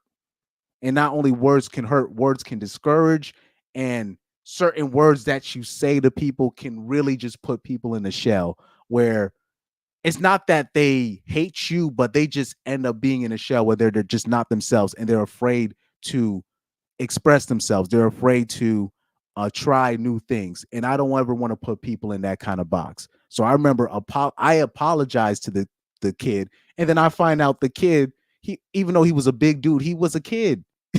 He was literally a kid. He's not even 18 years old. I'm not going to tell you how old I thought he was a lot older, and I thought I could just talk to him. Hey, you got to do this like this. I literally told him, bro, your output / versus your input. And I was like, bro, you're not giving me no defending. You're not giving me no attacking. You're taking up space. You got to choose one thing and do that. Now, to his credit, he put his head down. He took what I said. He stopped attacking. He went back into defense and actually started contributing for the team. But I was looking at him, and his head went down. It was almost like, even though he played better per se, I think I destroyed his confidence on that end. And I remember talking to him at the end. I was like, oh, I apologize. I was like, I didn't want to be like, oh, if I'm sorry, but if I'm telling you this, I'm just trying to get you to do. No, I didn't even want it. I was like, nah, I snapped. That's my fault. I'm sorry. Where are you from? What's your position? What's your age? The kid's not even 18.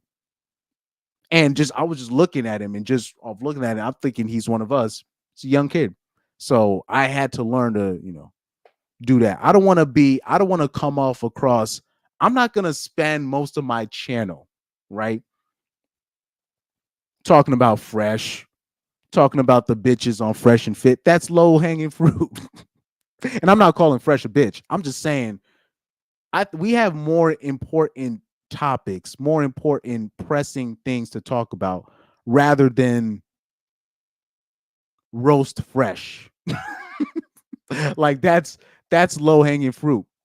That's low hanging fruit. And then on top of that, like this is what this is what I noticed, Pyro. This was interesting. Yeah, that's what I was about to say. Fresh is a sitting duck, basically. He doesn't even really fire back, because like it'll be like these kids, they'll call in just to make fun of Fresh. But I'm like, okay. That's all they got. I'm like, these people are so unoriginal. These will be, like I said, these are the same dudes that if you put them on the spot, you'll put them on the spot, right? Because these are the same people that's where they're based, and they're whatever. And then you put them on the spot, like, do you think women should be able to vote? And they'll be like, shh. These will be the same kids. Or you meet them in public, quiet as a church mouse, pissing on cotton. I like that. I like that saying. Quieter than a church mouse. Meanwhile, I see these videos of Fresh, and it's all these motherfuckers kissing his ass. I'm just like, what kind of world are we living in? What kind of world are we living in? What kind of shit? I'm talking about, these are the same dudes. They are afraid to say women. I don't think women should vote, because I'll say that. I've said a lot. First of all, I've said a lot. I've said, dude, I remember being in a church and saying what I thought about religion, and just being by myself and being like abandoned by everybody, and people acting like they didn't know me after that. Like, I've done this. I have witness. I have witnesses for that shit. So I'm not really impressed. Like, you're not gonna impress me if like, because there's this dude that kind of started a channel. Like, he called onto the Fresh and Fit show and was basically dissing Fresh, and I guess he wanted props for that, so I guess he started a channel off that. I was like, wow, that's cute. That's cute. That's cute. Like, now I don't want to be mean towards that channel. I wish the channel success, like, for real, but hopefully you could come up with a different, shtick, a different niche than just making fun of low-hanging fruit. Like, I remember watching a Coach Greg Adams stream, and people wanted Coach Greg Adams to cover the, Cheyenne Reynolds, right? Sheehan Reynolds. Remember when she had that interview with Myron Gaines? And every YouTuber or in the space, they were all trying to cover that interview. Like, oh my God, that was a great interview. And I was like, well, no disrespect to but I'm like, I wasn't really impressed. I mean, Sheehan Reynolds, she is who she is. I mean, like, for me, you don't get cool points for me for telling off a 304. You don't. Not from me. Like, okay, a 304 that has a OnlyFans on the whatever podcast that's obviously brain dead, and Andrew Wilson is making them look stupid, I guess, with debating tactics. And I'm not saying they shouldn't do that, and I do think men should see it, but I'm just saying, for me personally, and maybe I shouldn't compare other men to me, but I'm just not impressed by that. I'm not impressed by that. Because, I mean, you're not gonna get, and I was so happy Undead Chronic said something similar, and I've already said that too, so I'm not copying Chronic on it. But I remember, like, we're on the same page when we're like, these are the same bitches that. Let's talk about the real issues with those 304s. Let's talk about why is it at age 14 this bitch was already like, I want to be a porn star?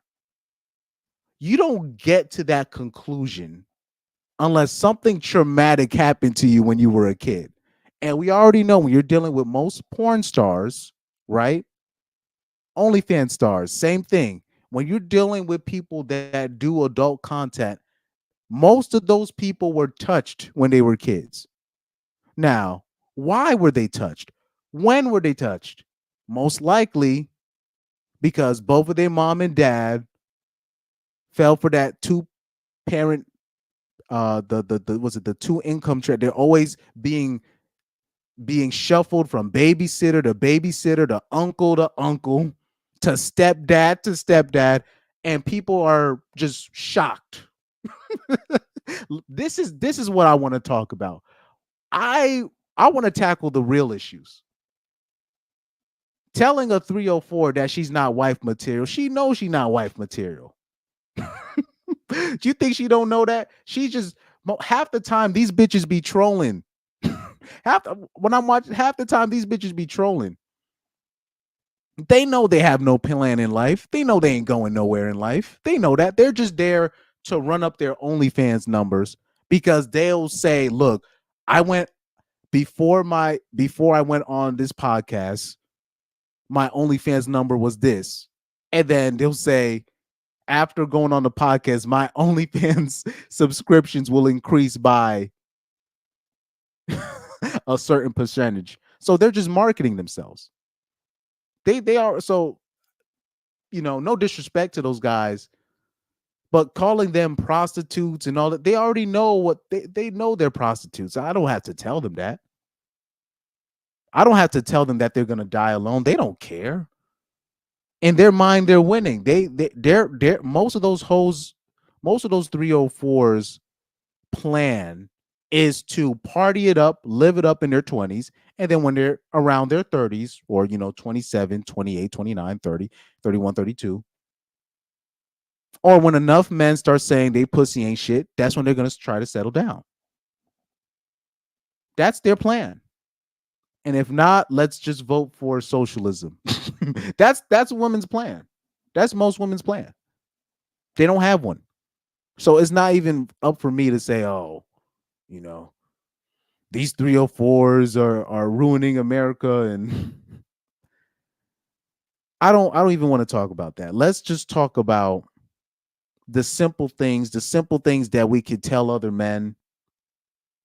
You know what I mean? Let's talk about the strategies that we could do. Let's talk about things that can actually help us. Like walking away. Like actually, if we're actually gonna start talking about these things out loud, let's actually talk about the real shit, not this stupid 50-50 shit, or you know what I mean, that bubblegum stuff. Now let's talk about the real issues. And it's interesting when we talk about real issues like paternity tests. You'll be shocked the people that actually will agree with you in real life about these things. And you'll be shocked with the people that disagree with you. You think the girl that's cool or she's based herself, and you'll be shocked that she'll be against paternity tests. You'll be like, what? You'll be like, it'll be so interesting. Like, you'll be on Instagram.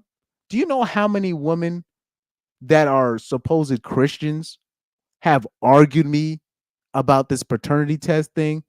Meanwhile, I had two girls recently follow me, and they were liberals, basically. Those are basically liberal girls, and they were like vehemently, I like what you said on here about this. And these were liberals.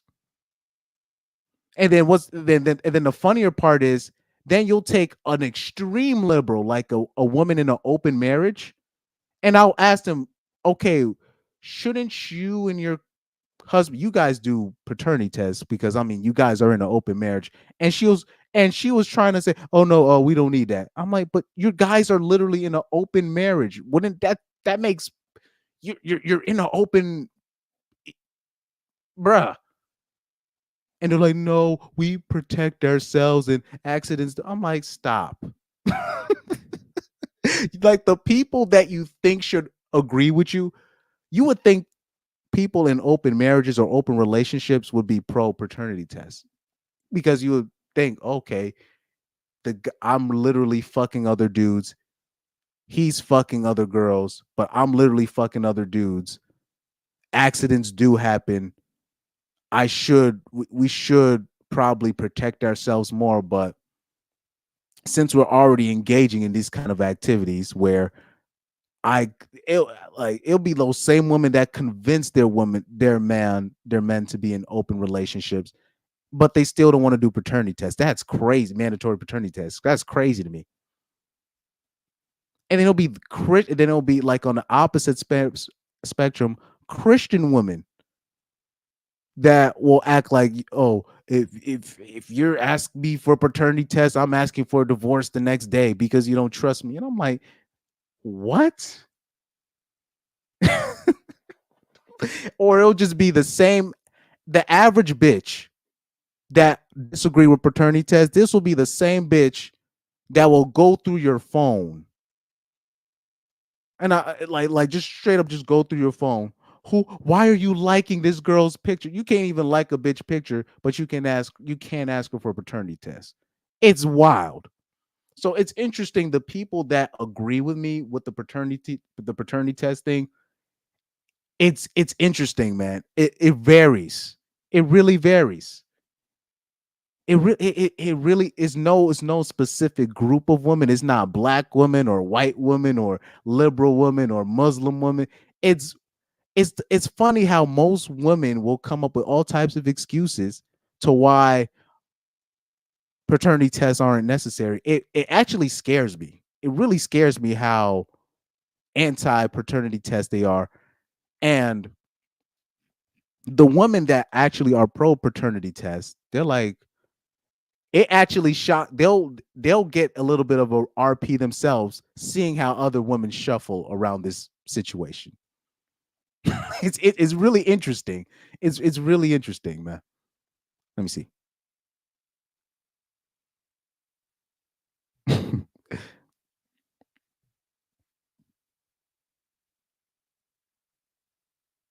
Yeah, that's why I would say Truth Hunter. I would say the same thing. Like, I don't mind people watching Fresh and Fit or the whatever podcast or one of those things, but it's junk food. Yeah, that's a perfect way to describe it. It's junk food. I wouldn't recommend those guys to the average man. I will always say, like, the first people I always recommend is Aaron Clary, Cappy, right? And Better Bachelor, Joker, right? Joker and Cappy. Those would be like my first two people that I would say these guys are very practical right there. You know, these guys, like, those are male grown-ups, and they're a lot older men. They're not running that PUA stuff. They're not doing that nonsense. They're just practical. And they talk about the real issues. Like, I got massive respect for Aaron Clary and Joker from Better Bachelor. Those would be like the two I would always recommend if like young men were looking for content. Now, for the other stuff, yes. Then I would say, okay, maybe why don't you try Coach Greg Adams, or why don't you try Hammerhand? Why don't you try Sandman? Why don't you try uh, uh um why am I blanking on this? Chronic, right? So then I'll be like, yeah, why don't you try these guys, you know, TFM, right? These people, like, okay, then I'll up the ante, you know. Yeah, people are afraid to talk about the real issues because really it would actually address when we talk about, you know, the babysitters things and these girls being left with, because then you'll ask the girl, okay, was your mom single? What's happening? Then you'll find out a lot of the times their mom, they grew up with a single mom. The single mom left them with all types of adults that like, you'd be like, damn, how many babysitters she married a stepdad. The stepdad was abusive, or maybe the stepdad wasn't abusive, but the stepdads had their siblings that would come over. The stepdad would have his kids that would come over and they were abusing the younger. Like, these things happen. And that's really the nooks and crannies of it. A lot of it can be fixed if we can make sure women aren't breaking up their families at every turn. It's easier to call a 304 a prostitute than to tell a single mom, well, look, you low-key destroyed your family because you just decided to divorce your husband for no reason. It's easier to call a 304 a 304 than to be like, well, her mom kind of was the selfish one by, you know. It's easier, like I said, like the pastors are, never mind, that's another story. You also see barely anyone say body positivity movement is a stolen movement. Yeah, exactly. Because really, that movement is supposed to be for like people with actual, like motherfuckers that's missing limbs and shit, right? Or for people that have like disorders or real body deformities that they can't even fix it, where people don't even want to look at them because it's like their body is that fucked up, or they have something growing out of their face that makes them look like a fucking Pokemon. And because of that, they have like no friends. That's really who the body positivity movement. But they've made it for fat bitches, for lazy fat bitches that can't put the fork down. It's I don't know why people can't say this out loud. You know, people that can't put the fork down, people that refuse to exercise, and it'd be people like anyway. Why you like her picture? Like I'm telling you, that would be the same bitch will cry if you ask her for a paternity test. It's crazy, and you can't even like the bitch picture, a bitch picture. He said, yes, they don't want paternity tests, but don't allow us to look at women. They're always talking about, you need to look at the man you need to look at the woman that your man follows. They're all have BBLs, so you're hypocrites. I'm like, the Instagram is basically Playboy's magazine for men. It's not, it doesn't mean nothing. Who gives a fuck if your man is following a bitch with a BBL? It's basically his Playboy magazine. It's basically the Playboy magazine of our time. If he's following a bitch that had lipo or BBL, it's just a piece of meat. It's nothing. There's so many. You think he keeps track?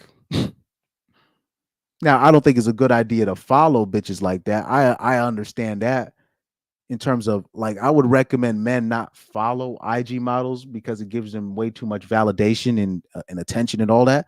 So I would agree with that point, but who gives a, it's basically Playboy's magazine of our time. That's Instagram. Oh yeah, Ribby the party Ribby the party frog.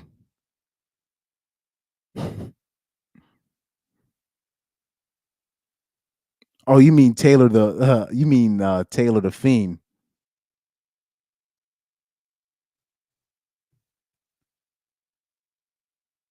I'm mixed emotions on Taylor the Fiend. Let me see. BBL smells. Even though he makes good content.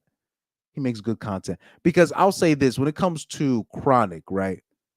I used to think, he's going too hard on Andrew Tate and those guys and Fresh and Fit. I used to think that because I'm like, you know what? Look, man, these kids got nobody to look up to. Because back then I would be like, you know what, Chronic, would you rather them follow Jordan Peterson or Andrew Tate? Those are the choices. They're not going to give a choice like Hammerhand or Andrew Tate. It's always going to be a beta boy or another beta boy. So I'm like, you know what? I'd rather them listen to Andrew Tate than a Jordan Peterson. But I understand why, you know, he was very anti those guys, because now anytime if you ask Normie about RP content, they always talking about Andrew Tate or just Pearly Things. And you're just like, oh, here we go. These guys know nothing about this this space. And they're like the easy people to snatch onto to make it look like this space is negative. Pyro said, yes, the fat positivity is just people who eat themselves into an early grave. Like, yeah, that's not body positivity. That's just lack of discipline. You know, that it is what it is. It is what it is on that one. And then it makes it worse when it'll be like a girl, she thinks she's not fat. She thinks she's thick, whatever. By the way, men, if you knock up a quote unquote girl that you think is thick, she's going to turn obese on you. You're not supposed to marry and knock up thick women. You're not supposed to do that. You're supposed to get them when they're skinny. Because when they're skinny and then you put a baby in them, they will naturally, the baby weight will naturally spread. They will just naturally get thicker over time because of the baby weight doesn't necessarily leave them, a lot of them. So if she's skinny, but she gets a baby, she's gonna turn thick overnight after the baby, because it's just like the baby puts her like that's the problem is we got particularly ninjas. They like women that are I guess they like model type women that have young features but have baby weight. They like young women with baby weight on them. That's what it's a weird fetish. So this whole slim thick body type that ninjas like to promote is not good, because really you're not supposed to get them when they're thick. You're supposed to get them when they're skinny, because when you knock them up, they're going to get thicker over time anyways. If you get them while they're thick or they're chubby, you knock them up one time, they're going to blow up.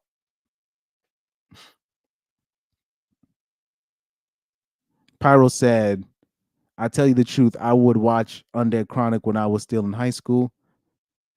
And even if they lose weight, they will leave you for another guy. Just a heads up. Yeah, exactly. They've already showed the percentages of women that leave their men when their weight is at a certain spot.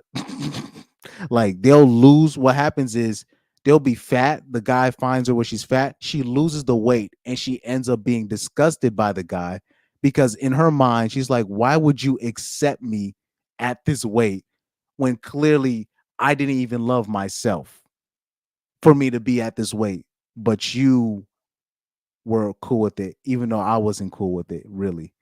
That's why I always say women that are fat, they're not happy that they are that the way that they are. Don't let that body positivity or confidence, big girl, don't let that shit fool you. These bitches be crying with a tub of ice cream every other night, watching rom-coms and all this shit. They hate themselves. Anyway, but yeah, that's about it tonight. I went way overboard. I went way over. And what's crazy, I only had one topic tonight. I only had one topic, and I went way over. And I basically went 4 hours. I had one topic. I guess, well, Ronald Wichita is gonna like that. He's one of those guys. He likes the long. There's people like that. They like the long form format. I had one topic and I went 4 hours. Meanwhile, the other shows where I had like 3 or 4 topics lately and I was very organized about it, 2 hours tops. But anyway, thank you guys for tuning in. Truth Hunter, Pyro, you guys, anybody from the War Bem, thank you for coming in. I saw a lot of you guys tuning in. Thank you. Rocky, my guy, thank you, man. Thank you for tuning in the other day. I'm not sure when else I will open up the panel. We'll see. It depends what kind of topic it is. Because I thought it was one topic, so I didn't think I had to do anything. But it is what it is. But thank you guys for tuning in. Doug MPA, thank you for the super chats, man. Thank you, man. But yeah, man, I'm gonna sign off on this. I will have some videos drop. I dropped a video earlier today about what did I drop the video about? It was I think it's the sassy thing. It was another version of the sassy video that I did another version of. But anyways, thank you guys for tuning in, and I'll be out today. Not sure if I'll do a live tomorrow, but peace out anyways. Thank you guys.